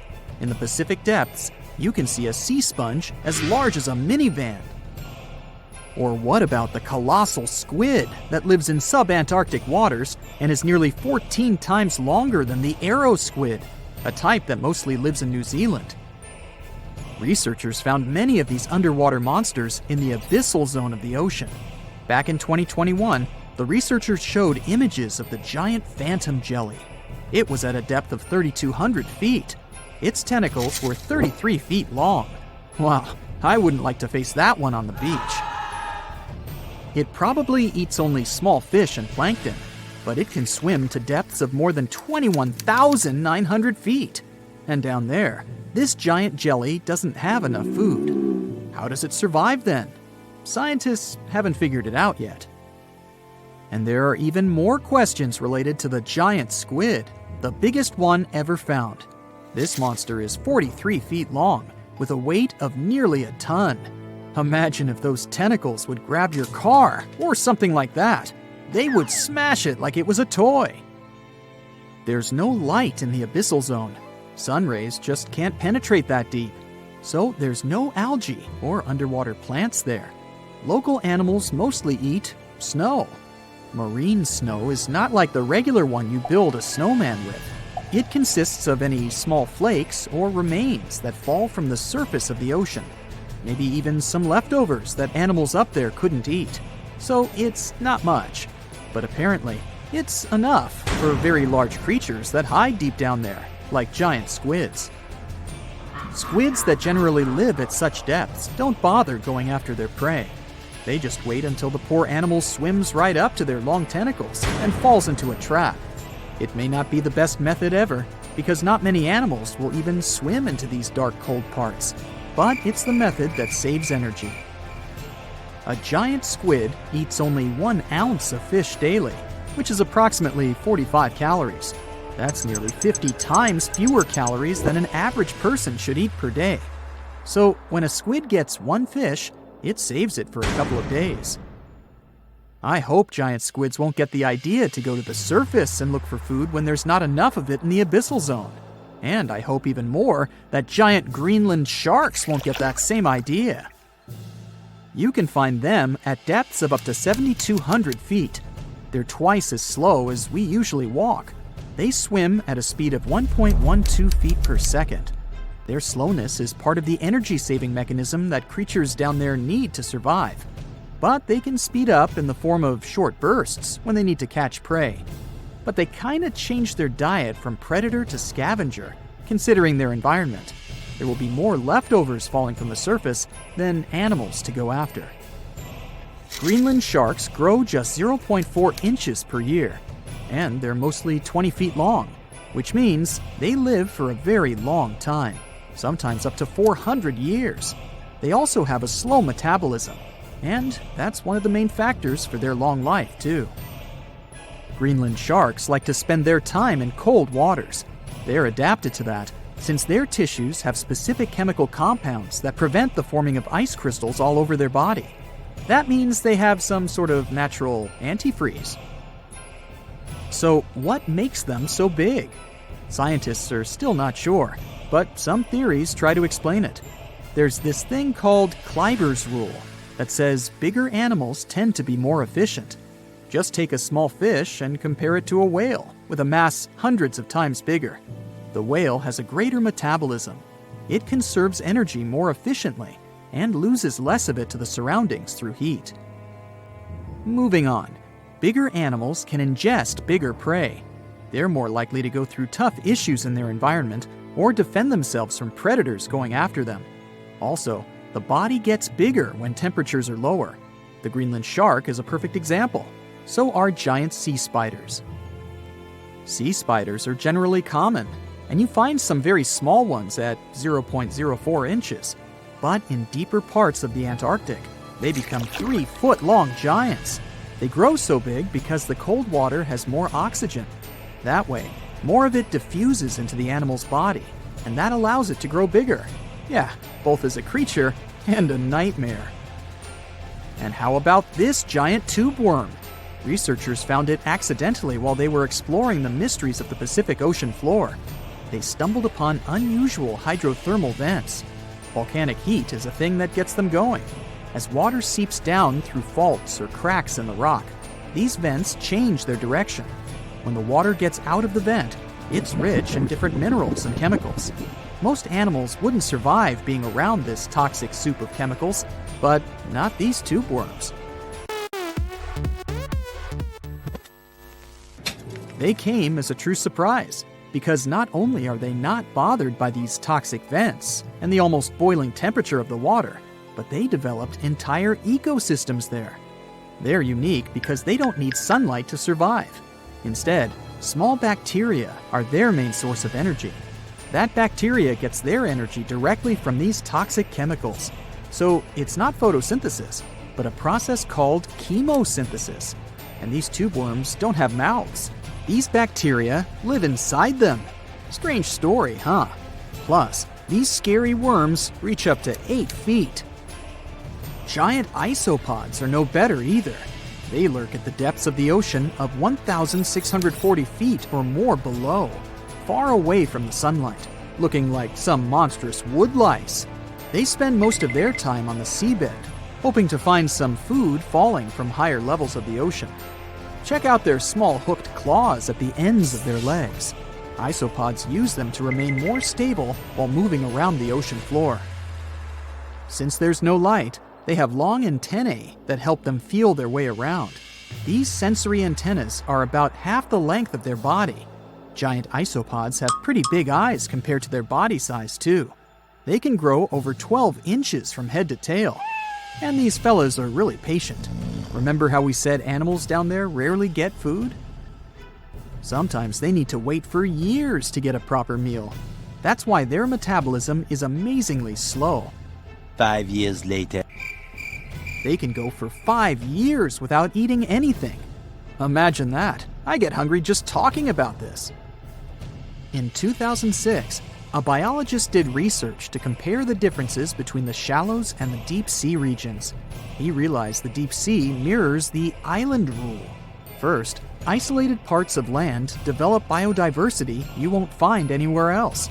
Second, small-bodied life there grows much bigger when it's isolated, compared to life on large land masses. Resources are limited, but also competition and predators. And we don't know much about these deep-sea creatures. It's too expensive and too complicated to carry out such research, so we'll just wait for more raging storms to show us at least part of the monstrous world cold ocean depths hide. Ever wonder why, despite all our advancements in technology and science, there's a vast expanse of our own planet that we barely know about?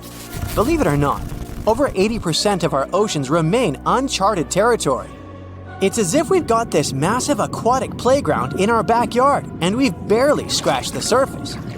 Also, did you know that only about 7% of our oceans have a special tag called Marine Protected Areas, or MPAs? How come this colossal body of water that envelops most of our planet is also among the most vulnerable and misunderstood spaces in the universe? Pressure has a lot to do with it. Our deep ocean is a beast of a place with no visibility, freezing temperatures, and pressure that's so intense that in certain areas it would make you feel like you're having the weight of 50 jumbo jets on your body. No wonder we're having an easier time sending people into space than to the bottom of the ocean. The deeper you go into the waters, the more pressure piles up. But let's not forget we have tech on our side, right? Scientists now use these cool satellite technologies that track the color of the ocean to check how much phytoplankton is there, for example. Why is this important, you might ask? Because these little plant-like critters are actually pretty major players in our big blue oceans. In the grand scheme of things in the aquatic world, phytoplankton is like the bedrock of the ocean food chain. It gives life to almost everything, from the tiny zooplankton, which are animal-like microorganisms, to those colossal, magnificent whales. When these technologies first came around, satellites could get clear images of the ocean faster than a ship could take the same number of measurements in 10 years. But it's not all about looking at the ocean from space. sometimes you gotta dive in there and see it for yourself. Thankfully, we've come a long way in ocean exploration tech too. We've got things like floats and drifters that ride the ocean currents while collecting data, and a whole fleet of underwater vehicles, some of which are manned, some remote-controlled, and some even autonomous. Remember James Cameron, the guy who made the movie Titanic? He's super into exploring the ocean, and in 2012, he set a record by going down to the Mariana Trench in a vertical torpedo sub. He thinks there's nothing like being in the ocean and experiencing it firsthand. Other companies use a mix of technologies for their ocean explorations. It led them to discover amazing stuff like a deep-sea coral reef near Morocco, the only one still growing in the Mediterranean Sea. They've also discovered new species and documented ones previously thought to live only in the Atlantic. These efforts have convinced local authorities to declare some places as marine parks. As with most scientific areas, the road isn't without its bumps. These expeditions can cost quite a lot, and the lack of detailed maps and data only adds to the challenge. We can't always rely on bathymetric information, meaning the study of the ocean floor, because it's often not available. And that's the tricky part. We need to explore more to know more, but getting the funds for these kinds of projects can be tough when there are so many unknown variables. One particular company's explorations have helped protect nearly 4 million square miles of ocean so far. The data they collect during their expeditions is invaluable. It's used to identify new species, locate vulnerable habitats, and even show where threatened species are being overlooked. Their work helps dismiss excuses from local authorities who claim they lack the necessary information to establish more MPAs. The same company supports a goal known as 30 by 30, aiming to protect 30% of our oceans by 2030. It's a big target, and there's a long road ahead, but ongoing ocean exploration can provide the proof needed to keep more of our oceans safe. We also need to set aside areas for protection and research, even when we don't have all the facts just yet. On that note, some cool scientists have recently stumbled upon a gigantic and mysterious world beneath the Pacific Northwest coast's ocean floor. The best part is, this massive realm of life is pretty much cut off from the rest of the world above, making it like a secret underground club that only the best microbiologists have access to. Picture an active city. Except the city is microscopic cracks in the basalt rocks of our oceanic crust, and its residents are microbes. These tiny creatures aren't like you and me. They don't rely on sunlight or the organic products of land and water ecosystems for sustenance. Instead, they thrive on chemical reactions with rocks and seawater. Scientists call this type of life chemosynthetic, which sounds complicated, but it basically means life sustained by chemical reactions. While this sort of life has been found deep in mines and around seafloor hydrothermal vents, the scale at which these creatures are found under the oceanic crust is unprecedented. It might even be the most extensive ecosystem on Earth. A geomicrobiologist from Denmark was part of the team that made this discovery. He claimed that over 50% of our planet's surface is oceanic crust, which is an average of 4 miles thick. Imagine the size of this chemosynthetic party happening down there. This discovery didn't happen overnight. Since the 90s, scientists have found weird tiny holes in the basalt rocks that make up much of Earth's outer crust. They seem like they might have been made by bacteria, but hey, there was supposed to be no life there. I mean, imagine trying to survive in a place that's hot, deep, dark, dense, and mostly devoid of the organic compounds we need for life. Yet, here they are. In the following years, more pieces of the puzzle fell into place. Scientists found that the oceanic crusts had different conditions at the centers and edges. At the centers, rocks are jam-packed with energy-rich compounds that support these tiny life forms. But by the time they reach the edges, these chemicals are all gone. Fast forward to now, and it's time to put the puzzle together. A microbial ecologist from the University of North Carolina worked on this research and says we now have solid evidence of microbial life in the cracks and crevices of deep ocean basalt. The next question scientists asked was, how far does this life extend? Researchers collected samples of crust from a plate roughly 120 miles off of Washington's coast, drilling deep beneath the ocean's surface. What they found down there was remarkable. The life down there runs on a unique fuel, hydrogen.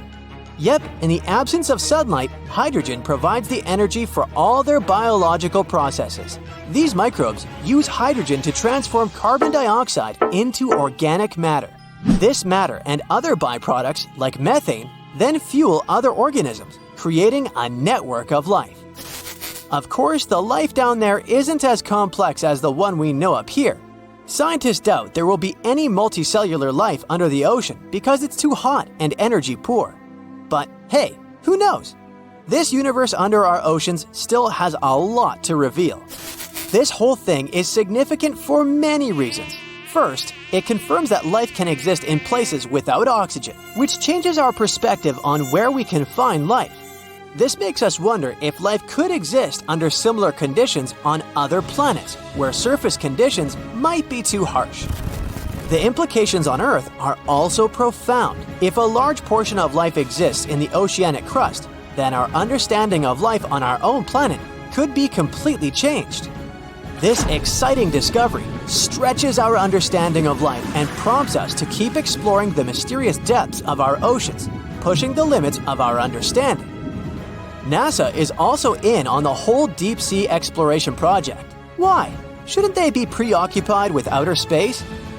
Because they're hoping to find hints about what the oceans on other planets might look like.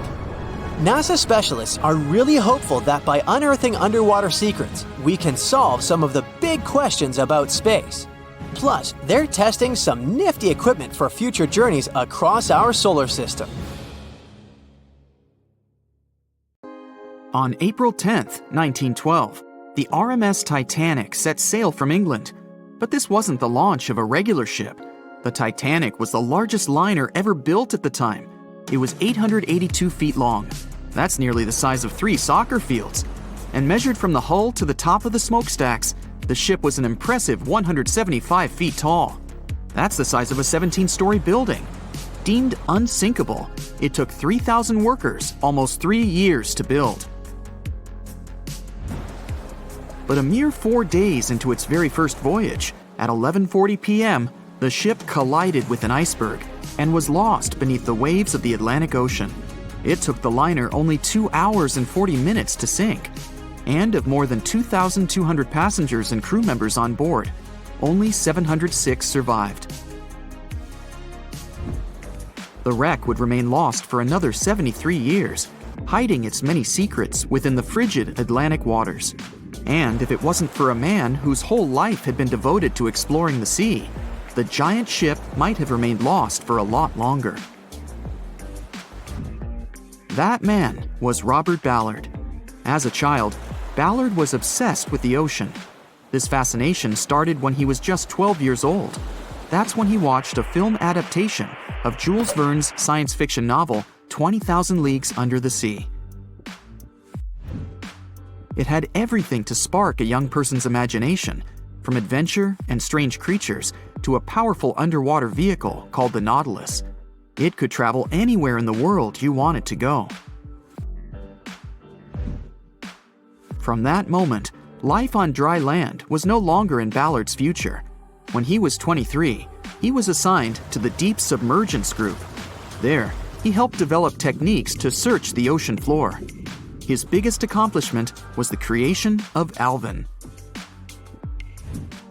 It was a small, easy-to-maneuver submarine that could carry 3 people. It also featured an external mechanical arm designed to gather underwater samples while the crew remained safe and dry inside. Alvin the submarine quickly proved useful for a variety of tasks. For example, once it was used to track down an aircraft that had crashed into the sea. But the vessel experienced a series of setbacks. In one case, it was attacked by a swordfish, which caused the submarine to resurface quickly. The swordfish, still stuck in the outer skin of the submarine, became that night's dinner. And in October 1968, the submarine was being lowered into the water when the cables holding it snapped, sending it careening into the ocean along with 3 crew members on board. And because the small vessel was still open, it immediately filled with water and quickly began to sink. Luckily, the crew managed to escape, but Alvin was gone. Bad weather hampered multiple attempts to recover the vessel. It wasn't until the following year that it was finally returned to the surface. In time, Alvin would be improved. Its hull would be strengthened by titanium, giving it a higher depth rating, thus making it even better suited for ocean exploration. The specialized submarine would come in handy in many of Ballard's 100-plus expeditions. The man was one of the first to explore an underwater mountain chain called the Mid-Atlantic Ridge in the Atlantic Ocean. And when he found thermal vents in the Galapagos Rift in the late 70s, he also helped discover and document the process of chemosynthesis. That's a complicated chemical synthesis of food energy by bacteria. But his biggest discovery was still to come.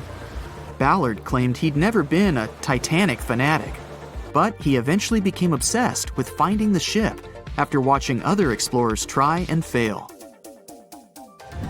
As he said, Titanic was clearly the big Mount Everest at the time. Many others had tried, many that I thought would have succeeded, or should have succeeded but didn't.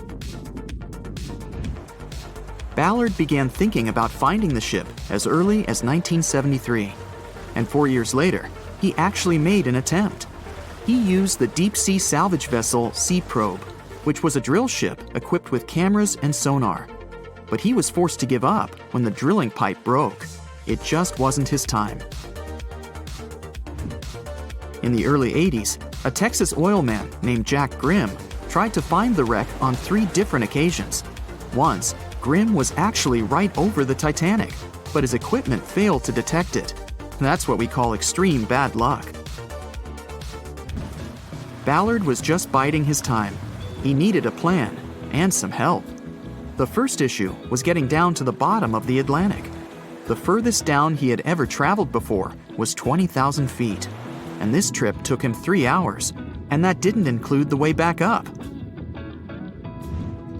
Ballard knew he could use Alvin, already enhanced with a titanium hull to withstand the pressure of the ocean. But he also needed something that didn't require him to actually go down with it.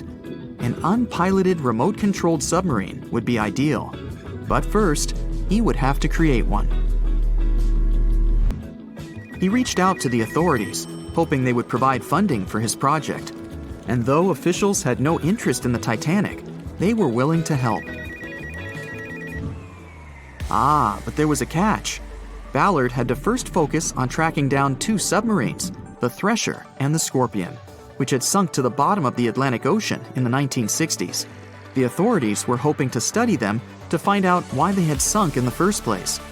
They also wanted to know if they could be recovered or if it was safe to leave them on the ocean floor. Only when he had successfully completed this task would he be free to use any remaining time on his contract to find the Titanic. With no other options for funding, Ballard took the offer. He got to work.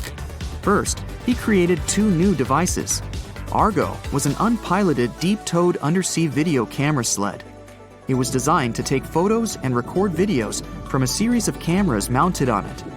It could work at depths of up to 20,000 feet, and it could also explore nearly 98% of the ocean floor. Argo was supposed to be tethered to a boat. As the boat moved, Argo would be pulled behind, floating just above the ocean floor. The camera would then transmit images to the surface. The second device was a small robotic vehicle called Jason Jr. It was also controlled remotely, which allowed the crew inside a submarine, like Alvin, to get closer to and photograph underwater objects. Ballard was now ready. He knew he had to find those submarines quickly. and it didn't take him long. Much to his relief, the search was relatively simple, and he was able to fulfill his obligations with 12 days to spare. With almost 2 weeks to devote to finding the Titanic, he set out to explore the ocean. He focused the search close to Newfoundland, Canada, pulling Argo along the ocean floor and reviewing the images it collected. And after a few days of nothing, they eventually found riveted hull plates and a boiler. Could this be it? The next day, a ship's large bow was revealed. On September 1st, 1985, Ballard and his fellow crew members realized they had finally found the infamous ship. The discovery resulted in a mix of emotions. Ballard was excited to be the first to find the Titanic's final resting place, but he was also overwhelmed by the sense of grief for those who had suffered when the ship had gone down. Over the next 4 days, the crew explored the wreck. They found the crow's nest, from where the iceberg had first been spotted. Plus, there was finally evidence of how the massive ship had split in two before sinking, with both halves of the ship found. There was furniture and dinnerware, and sadly, several leather shoes of those who hadn't made it to safety were scattered about the ocean floor. Ballard succeeded where others had failed and became an instant celebrity around the world. You'd think that locating the Titanic would be enough for one man, but not for Ballard. In 2019, he took on the challenge of solving another mystery, the disappearance of Amelia Earhart. Earhart had attempted to be the first woman to fly around the world. Unfortunately, she disappeared somewhere over the Pacific Ocean in 1937. She and her plane were never found.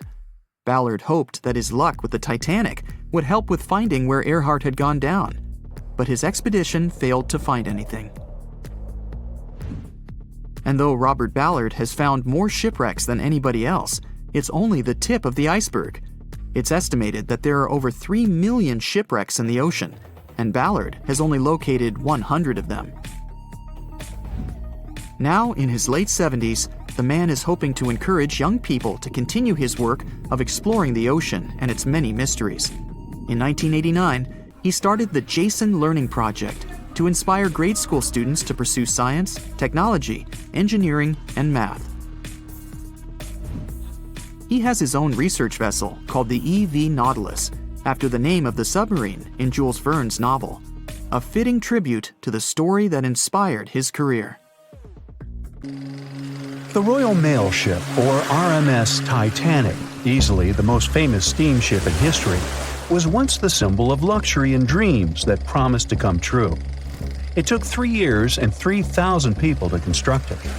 On April 10, 1912, the brand-new ocean liner greeted its passengers with the smell of fresh varnish, paint, and newly sawn wood. Back then, they still used lead for the production of paint and linseed oil as a binder, so that smell must have been powerful.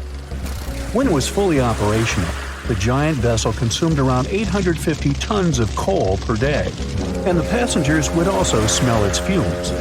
Another odor that must have filled the Titanic's decks, at least the first-class ones, was the new scent by the famous French perfume house Guerlain.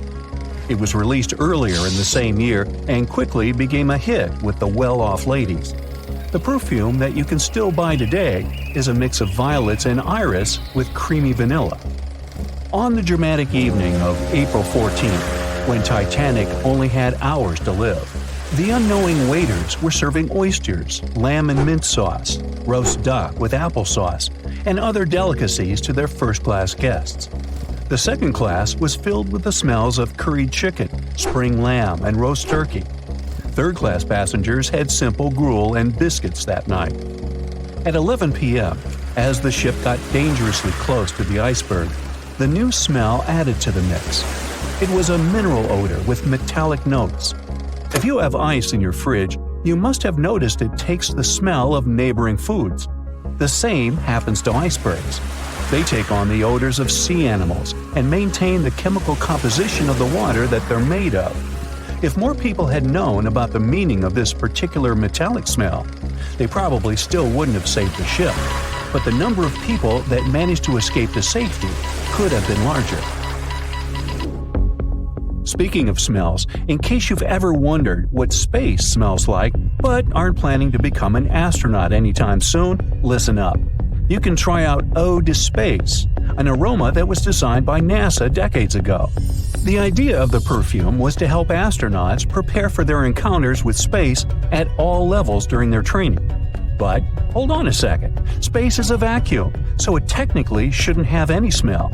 Yet, astronauts who have been out there remembered it as a pleasant metallic odor, something like the smell of welding fumes or burnt gunpowder.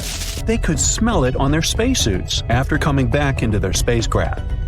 We can also guess what other planets smell like based on what their atmospheres are made of. Venus has clouds of sulfuric acid in its atmosphere, so it must smell like rotten eggs. Mars and Uranus also smell like rotten eggs, by the way. Each of the layers of Jupiter's atmosphere is made up of different chemicals. That's why it smells different depending on where you are. Some layers would greet you with a yummy aroma of bitter almonds or marzipan, and others, closer to the top, smell like cleaning products. The remaining planets of the solar system are unlikely to have a distinctive scent because they're mostly odorless gases in their atmospheres. As for our natural satellite, the Moon, the Apollo astronauts claim that its dust smells like gunpowder. The fragrance of fresh-cut grass makes regular mowing it nearly worth it. But did you know that the grass isn't having a great time while you're doing it? In fact, it's sort of screaming for help. And because grass can't scream out loud, it expresses discomfort by releasing a mix of smelly, volatile molecules. It does it to protect itself from insects. Caterpillars and other similar creatures just love to munch on sugary plant snacks. When you mow the grass, it releases jasmonic acid, among other things. It's sort of a signal to parasitic wasps that there is a caterpillar available. These creatures deal with the grass's offenders, and it can keep growing happily ever after. From the point of view of the grass, mowing is not much different from an insect attack, so it protects itself the best way it can. The rain has an easy-to-recognize powerful smell, also known as petrichor. But where does it come from? Turns out some plants secrete oils during drought. The rocks and soil accumulate those oils compounds, and when the raindrops hit, they mix with water and release into the air. Sometimes these oils combine with chemicals produced by bacteria living in the soil. The result of this cooperation is a musky odor you can smell in the woods or in your garden when you turn over the wet soil. Ozone also adds to the smell of rain, especially after thunderstorms. It happens when a lightning bolt's electrical charge splits oxygen and nitrogen molecules in the atmosphere, and they later recombine into ozone. One theory says we enjoy the aroma of rain so much because it's imprinted in our brains. Different cultures have always associated rain with something positive, and we could have inherited that perception. Now, chocolate fans, of which I am one, this is for you. There are flowers that smell exactly like your favorite treat. It's a product of a tropical plant, after all, and since it's impossible to recreate the exact magical scent chocolate has in a perfume, you can plant some chocolate flowers, also known as the green eye lyra leaves, in your garden. These flowers look like daisies with yellow petals around a deep red center. When you pick its petals, the flower releases the delicious smell we all love so much. The leaves and branches of the plant also have the same fragrance. Now, in case I got you interested, you can find the flower in dry soils of Arizona, Texas, Colorado, and other states with similar climates. It blooms all year, and the aroma is strongest on warm days. The bear cat, also known as the biturong, does not only look super cute, but also smells like buttered popcorn. Biturongs prefer to stay alone and use their aroma to mark their territory and find potential partners when they have to. Scientists tried to figure out the secret of their unusual smell and suggested it could come from secretions from the scent glands under the animal's tail. Further research showed that the popcorn smell comes from the bear cat's urine. After the animal answers nature's call, it leaves a scent trail in the trees with its tail that often gets soaked. But if the real popcorn only releases its amazing smell when it's popping under heat, How do bearcats manage to do it without a microwave? Well, the answer could be in their diet, or more likely, in the bacteria that come in contact with the animal's natural fluid. Durian is a fruit popular in Southeast Asia that smells sweet and nice to some people, but to the majority, it's a mix of rotten onions and sweaty socks. The stench is so powerful that it's banned on public transportation and hotels in some countries. The secret of durian is its 44 odor-active components. The mix is so complex that you can never tell what it's going to smell like. And despite that horrible smell, durian is considered a delicacy and is used to make mostly sweet dishes like cakes and candy. There was a smelly incident involving durian at a library in Australia. The smell of rotting fruit in a cupboard has spread across the entire building through the air conditioning system. They mistook it for gas leakage and had to evacuate around 500 students and teachers. Well, that stinks. And finally, if you've ever been to natural hot springs or went to see some geysers, you'll never forget the smell of hydrogen sulfide, or less poetically, rotten eggs. It's actually not only yucky but also highly flammable, but it can also be quite useful. Most households in Iceland use geothermal springs as a source of hot water. Although it doesn't smell fresh, it's perfectly safe to drink, and the smell doesn't stay on your body after you take a shower. So there. If you could dive right into the mysterious darkness of the ocean depths, who knows what you'd come upon? Legends that are hundreds of years old mention some giant sea monsters hiding deep down below the ocean waves, like the Kraken, the Loch Ness Monster, the Hydra, Leviathan, and so many more.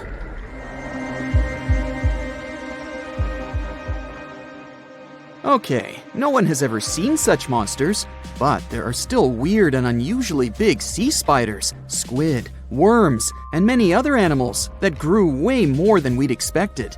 Take a look at the colossal squid from sub-Antarctic waters. It's around 14 times longer than the arrow squid that lives near New Zealand. And deep down in the Pacific Ocean, there's a sea sponge as big as a minivan. Oceans contain about 96.5% of all water on our planet. Up to 80% of all life on Earth we've discovered is under the oceanic waves. We haven't explored, mapped, or even seen more than 80% of the ocean. In fact, we've mapped Mars better than we have the ocean bottom. The pressure down there is insane, and it would make you feel like you're holding up almost 50 jumbo jets. And temperatures at such depths are extremely low. Conditions deep below the oceanic surface are harsh, so creatures that live there need to adjust. That's why many of them grew very, very big to survive. Creatures that live in cold, dark depths are so big because of a phenomenon called deep sea gigantism. The deeper you go below the oceanic surface, the less sunlight there is. That's why the temperatures drastically fall. The result of this is increased cell size and longer life of creatures. Also, these creatures don't have as much oxygen as the marine animals that live in shallower parts, and their food sources are minimal. Much of the food they get comes from shallower waters, and only a little bit trickles down to the deeper parts. And when there's not enough food, being large is an advantage. Larger creatures can move farther and faster to find something to eat. Their metabolism works slower. They don't digest the food that fast, so they can store food and conserve energy for hard times when they can't find anything to eat. They don't need to regulate their body temperature either, which also helps them save some energy, which they can then transfer to other body processes. They mature more slowly and later than those living in shallow waters.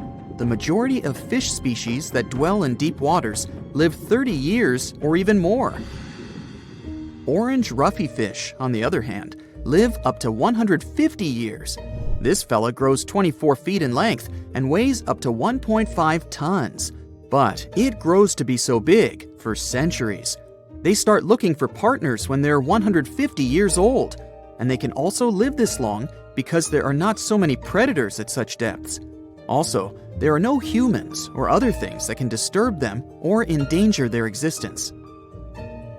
At such depths, the environment is pretty stable, so many animals there are like living fossils, because they probably haven't changed in millions of years.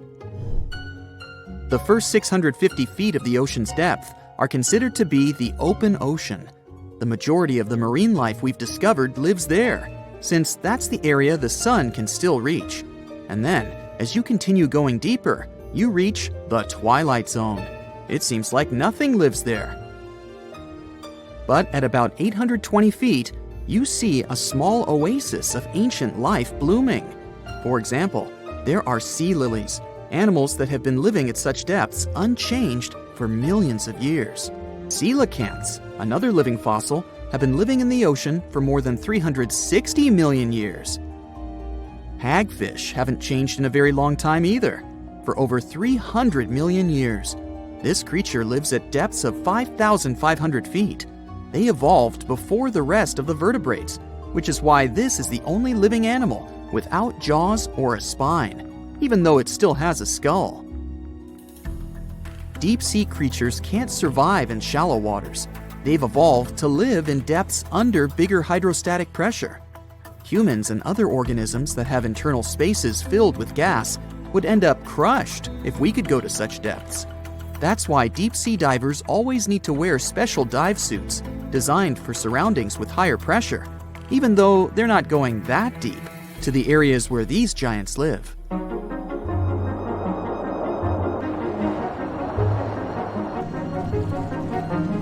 But near Antarctica, you can see gigantism way closer to the surface, like giant sponges, sea slugs, sea spiders the size of a dinner plate, worms, and even some enormous single-celled organisms.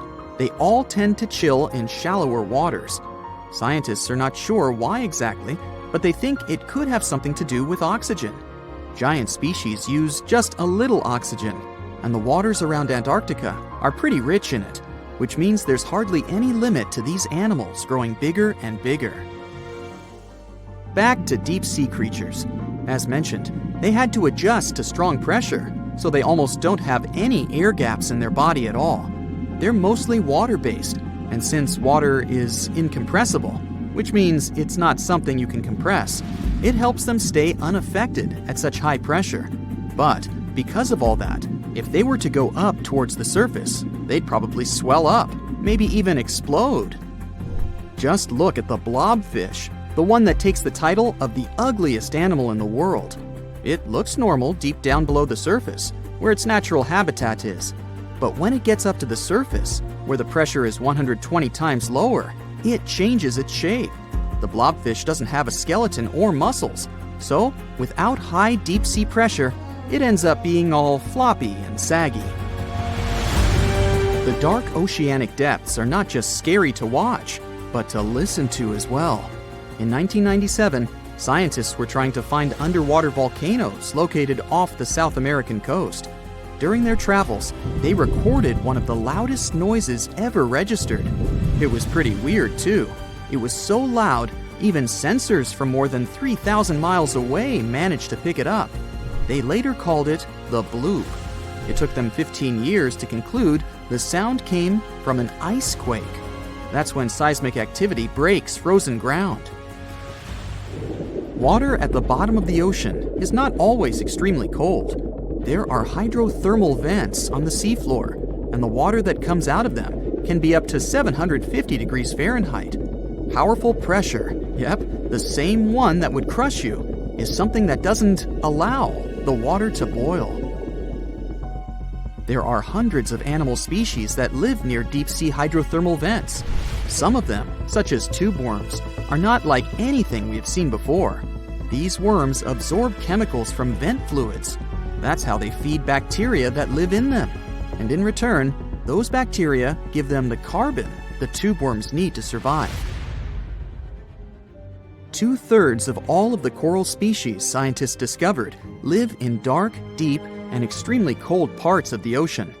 Some even live in parts that are 3 miles deep. They can survive at low temperatures, such as 28 degrees Fahrenheit. Some of these cold water corals are more than 8,000 years old. They form amazing structures that can rise up to 115 feet tall. The deep is not just a mysterious world of unusual creatures. The landscape under the oceanic surface is magnificent too. The canyons hiding there make even the Grand Canyon seem small. For instance, check out the one located in the Bering Sea, the Jemchug Canyon. Its vertical relief is more than 8,500 feet deep. That's huge. The largest ocean waves are not the ones you can see from the shoreline. They occur under the surface, and they're called internal waves. They take place between two water masses that have different densities. They travel at speeds of thousands of miles per hour and can be 650 feet tall. The deeper you go, the creepier they get. You're about to travel to the darkest ocean depths and check whether this claim is true. Are the creatures living there as scary as people think? You go 120 feet down underwater. Pay close attention to the bottom under your flippers. Oh my, what's that terrifying face half hidden in the sand? That's the northern stargazer. You can meet this fish in the eastern United States. It buries itself in the sand until unsuspecting prey gets near. Then, the nightmarish creature electrically shocks the poor animal and dines on it. You are moving deeper to 240 feet under the surface.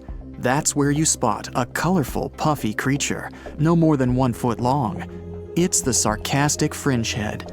At first, the fish seems to be harmless. Only unless it's provoked. When this animal is agitated, it opens its huge mouth to fend off predators. This defense tactic is a sight to behold, both surprising and frightening. Luckily, the fish is no threat to people whatsoever. The creature you see next can comfortably live in shallow waters, but you meet it at a depth of 900 feet. You don't even need to wonder why the animal's called the Game of Thrones brittle star.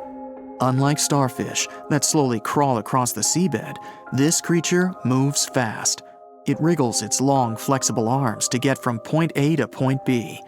Its body is protected by a hard calcium carbonate shell. Also called snake stars, these creatures are tiny and easily fit in nooks, cracks, and small crevices in rocks.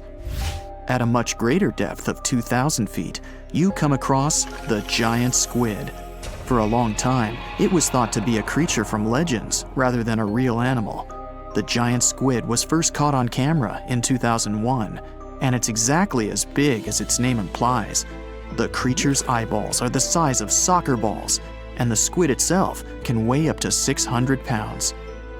Almost 3,000 feet below the surface, you get spooked by another creepy-looking animal. It's somewhat red and rather small, no longer than 1 foot long. As you approach the creature, it looks rather docile, or maybe just indifferent. The vampire squid, that's the animal's name, looks like an umbrella with tentacles. It doesn't even produce ink, so you leave it alone. Soon after that, at a depth of 3,200 feet, you meet the cookie cutter shark. This creature is a parasite. It attaches itself to big fishes, dolphins, whales, and sometimes even people. Then, using its neatly arranged serrated teeth, it gouges out cookie-sized pieces of meat. This nasty glowing animal doesn't grow larger than 20 inches and lives in the ocean twilight zone. At a depth of 3,300 feet, the light becomes a rare and valuable thing. The animals living that far away from the surface have to evolve unusual features to survive. That's how the barrel-eye fish ended up with a transparent head and 2 super-sensitive barrel-shaped eyes. Right now, pretty much like always, they're pointed upward, allowing the fish to see potential prey and you. Almost 4,000 feet below the surface, you see something droopy and saggy.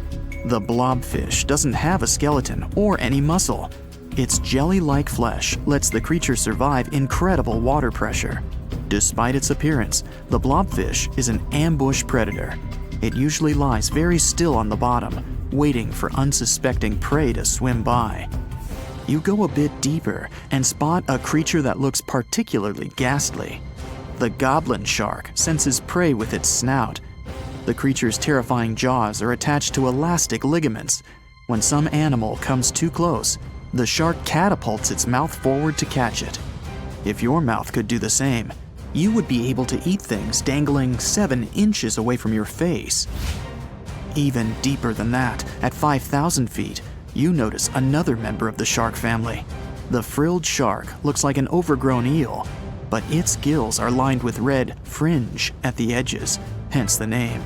The creature's horrifying mouth has 25 rows of razor-sharp backward-facing teeth, 300 in total. The shark prefers to hover in the water, waiting for its prey to come closer.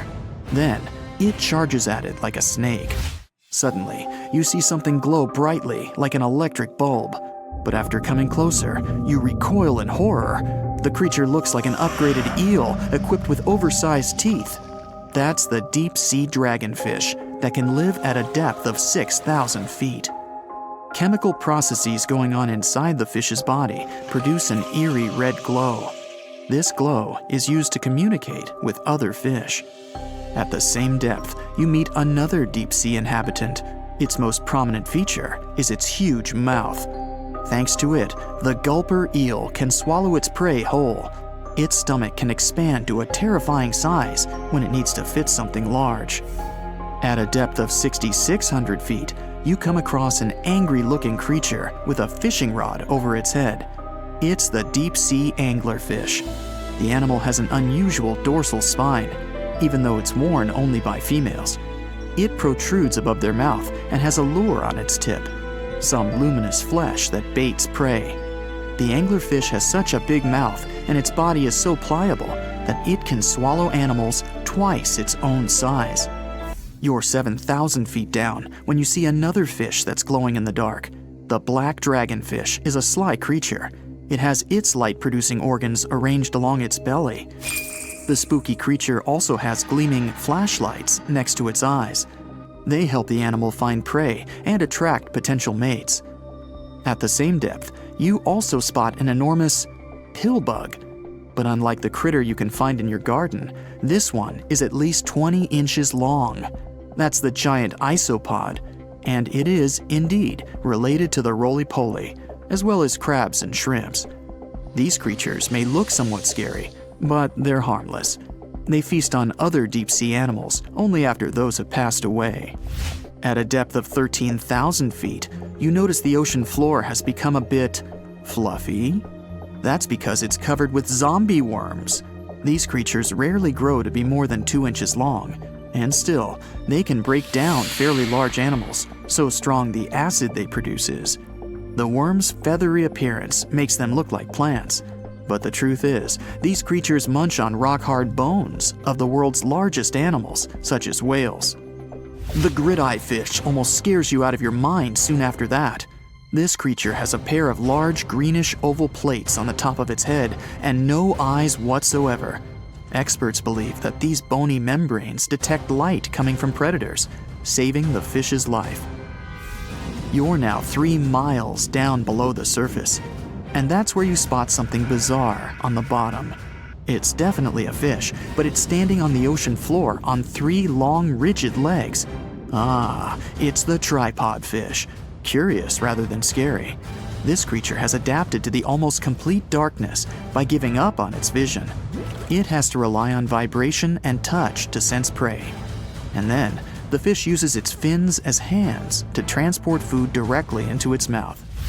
You don't have time to go any deeper before you spot the faceless fish.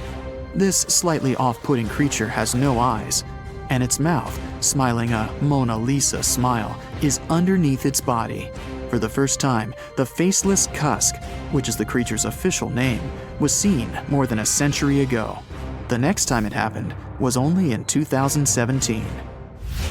Once you've reached a depth of 6 miles below the surface, you see deep-sea cucumbers. These bizarre creatures are much bigger than their shallow water relatives. They spend most of their time on the sea floor. But if they need to escape predators, they are able to swim away. Deep-sea cucumbers have bright purplish coloring, tiny feet, and tentacles that surround their mouths. Cute. The question is, why do these deep-sea creatures look so scary? Life is very different there, at the bottom. tremendous water pressure, a lack of food, and constant darkness. You have to adapt to survive in such extreme conditions. On the night of April 14th to 15th, 1912, the most modern and unsinkable ship collided with an iceberg and sunk. And it was incredibly scary. Just imagine a huge cruise ship, several times the size of the Statue of Liberty, crashing into a massive chunk of ice and sinking. It's dark and cold. All you can hear is the rumbling and grinding of breaking metal and wood. All that surrounds you is the icy waters of the endless Atlantic Ocean. There's almost no connection with the outside world. There are no phones or internet. Nobody else on the whole planet knows that the ship is sinking. It's a real nightmare. But the most shocking thing is that the people who were on the Titanic that day didn't panic. They were calm, maybe a little worried, but there was no fear on their faces. To understand why they weren't afraid during one of the biggest disasters of the 20th century, you need to see what was going on through their eyes. So, you're a passenger on the infamous ocean liner. Your cabin is located on one of the top decks of the ship. You've just had a great time with your friends at dinner. Now musicians are playing a beautiful melody. Waiters are serving dessert. You go out onto the deck and enjoy the tranquility of the mighty ocean. At this moment, you feel an incredible sense of security and comfort. You're proud that you're one of the first people in the world to travel on the most high-tech ship on the planet. You go to bed in your cabin and wake up because a crew member gently knocks on your door and asks you to go to the deck. There's some kind of issue, but there's no reason to panic. No problem. You'll be happy to go out and take a look at the night sky. The moment when the ship collided with the iceberg felt like nothing more than a slight push, and some passengers didn't even hear it. They realized that something was wrong only when stewards knocked on their doors and asked them to go outside. You're on the deck. There are already a lot of people here. Everyone is more or less calm. Passengers are talking about what might have happened. Listening to the conversations around you, you figure out that the ship is supposedly sinking. The idea seems like nonsense to you, but even if it is true, all passengers will be evacuated in lifeboats anyway. At that time, people didn't know there were half as many rescue boats as needed. Passengers were sure that everyone would be saved. Evacuation begins. Women and children go first. No one panics or tries to get into a boat before it's their turn. All men behave gentlemanly and help crew members to evacuate women. One passenger wants to get into the boat with his wife, but it's not because he's afraid to stay on the Titanic. He's just worried. It seems to him that it's less safe in the boat than on the giant liner. He doesn't want to leave his wife alone, but the crew members explain the situation to him, and the man retreats without any resistance. They begin to launch flares into the air. No one pays any attention to this. Everyone thinks this is a standard procedure for a ship breakdown. If there had been many experienced travelers on board, they would have understood the flares were fired because the ship was in distress. Perhaps then, people would have started panicking, but most of the passengers simply didn't notice it. The boats are lowered one by one. People are watching the evacuation, patiently waiting for their turn. There is no pushing or crowding. Nobody is screaming. The actions of the crew help the passengers to remain calm. They deliberately downplay the severity of the situation to prevent panic. Someone says the boats are launched simply as a precaution. Also, the crew members claim that a rescue ship is heading for the Titanic and is just a few miles away. Some passengers say they see the lights of another ship. The people who are already sitting in the boats want to stay closer to the Titanic, since this way they'll feel safer. Many passengers simply don't want to believe that something serious is happening. Even when they're told the ship is sinking, they refuse to admit it. How is it possible that the unsinkable ship can sink? But this is how the human mind works.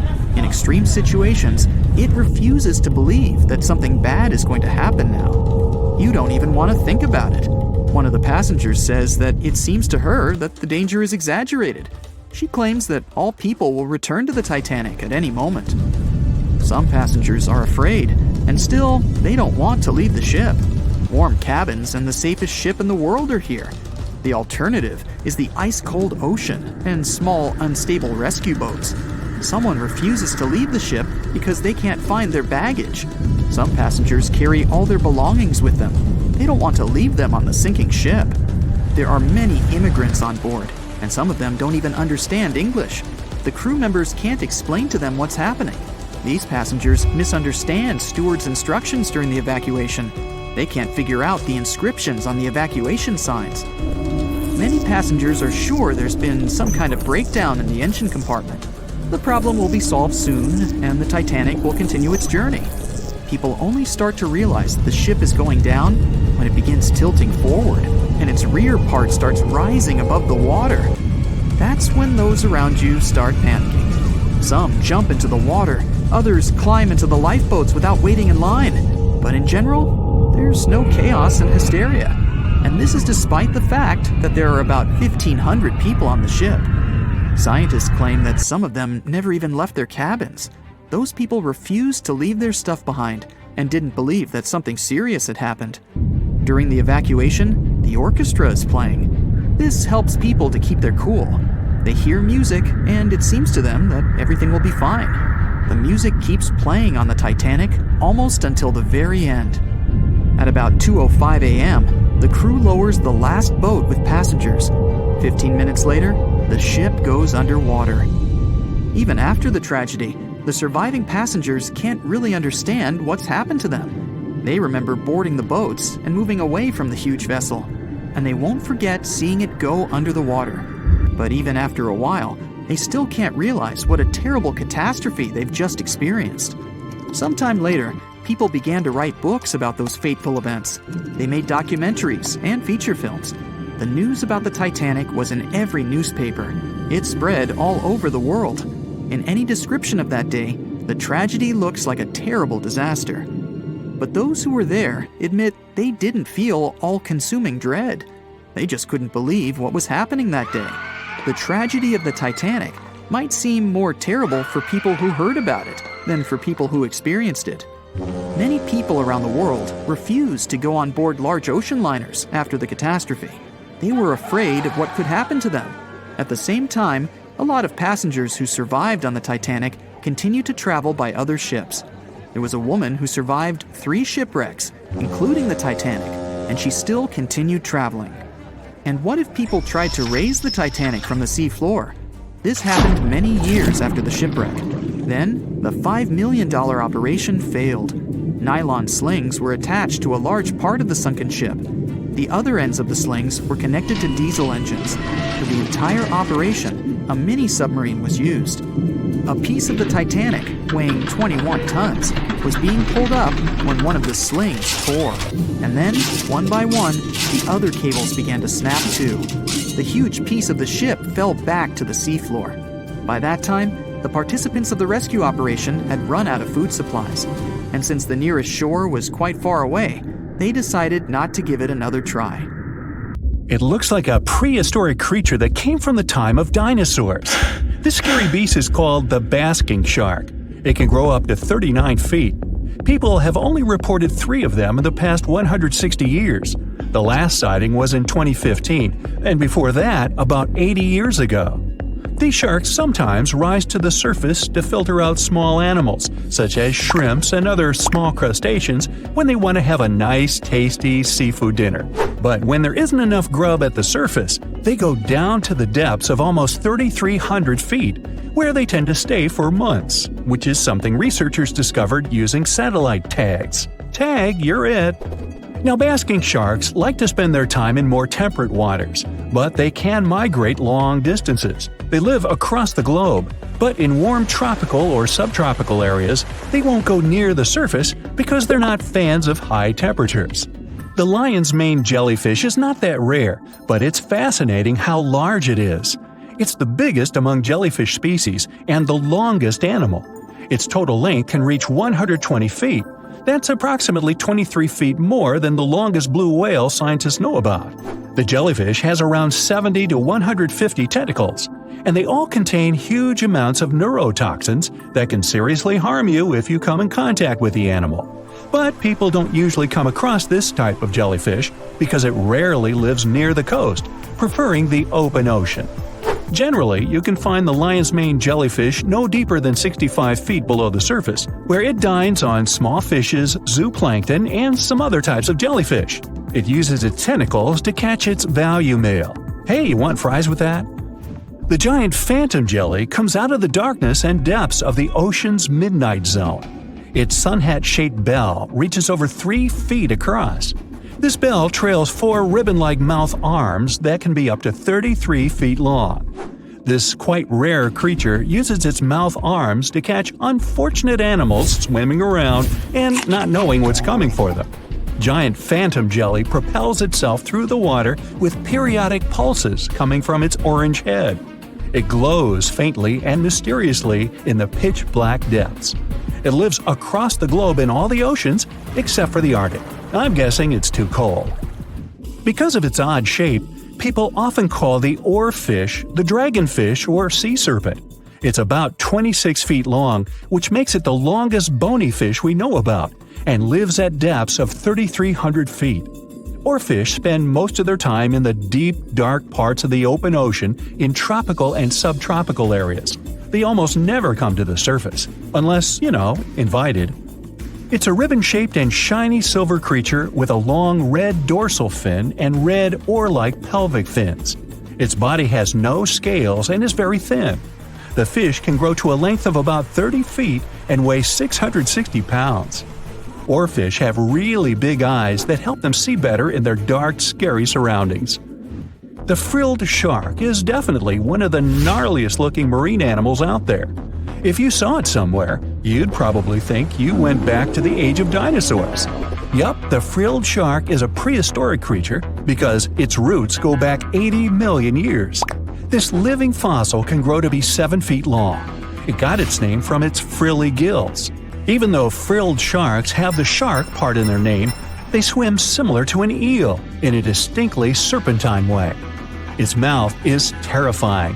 Similar to the maw of the great white shark, it has 300 trident-shaped teeth lined in 25 rows. Hey, come a little closer, huh? Researchers discovered this creature in the 19th century, but people rarely see it, and no wonder. It usually lives at depths of between 390 and 4,200 feet. Most of the time, the frilled shark feeds on squid, swallowing them whole. Its long jaws allowed the frilled shark to gape extra wide and swallow animals half as long as its entire body. Goblin sharks are very rare. Researchers have spotted fewer than 50 of them in more than 120 years. But maybe that's for the best, since we're talking about a pretty scary fella with a narrow snout and sharp teeth. It's also capable of thrusting its entire jaw outward when it wants to catch something. Sounds familiar. As it's lurking through the dark depths of the ocean, a goblin shark sees a small squid that looks quite yummy. The dangerous animal inches toward the squid. When the poor creature notices the predator, it tries to dart away, but it's too late.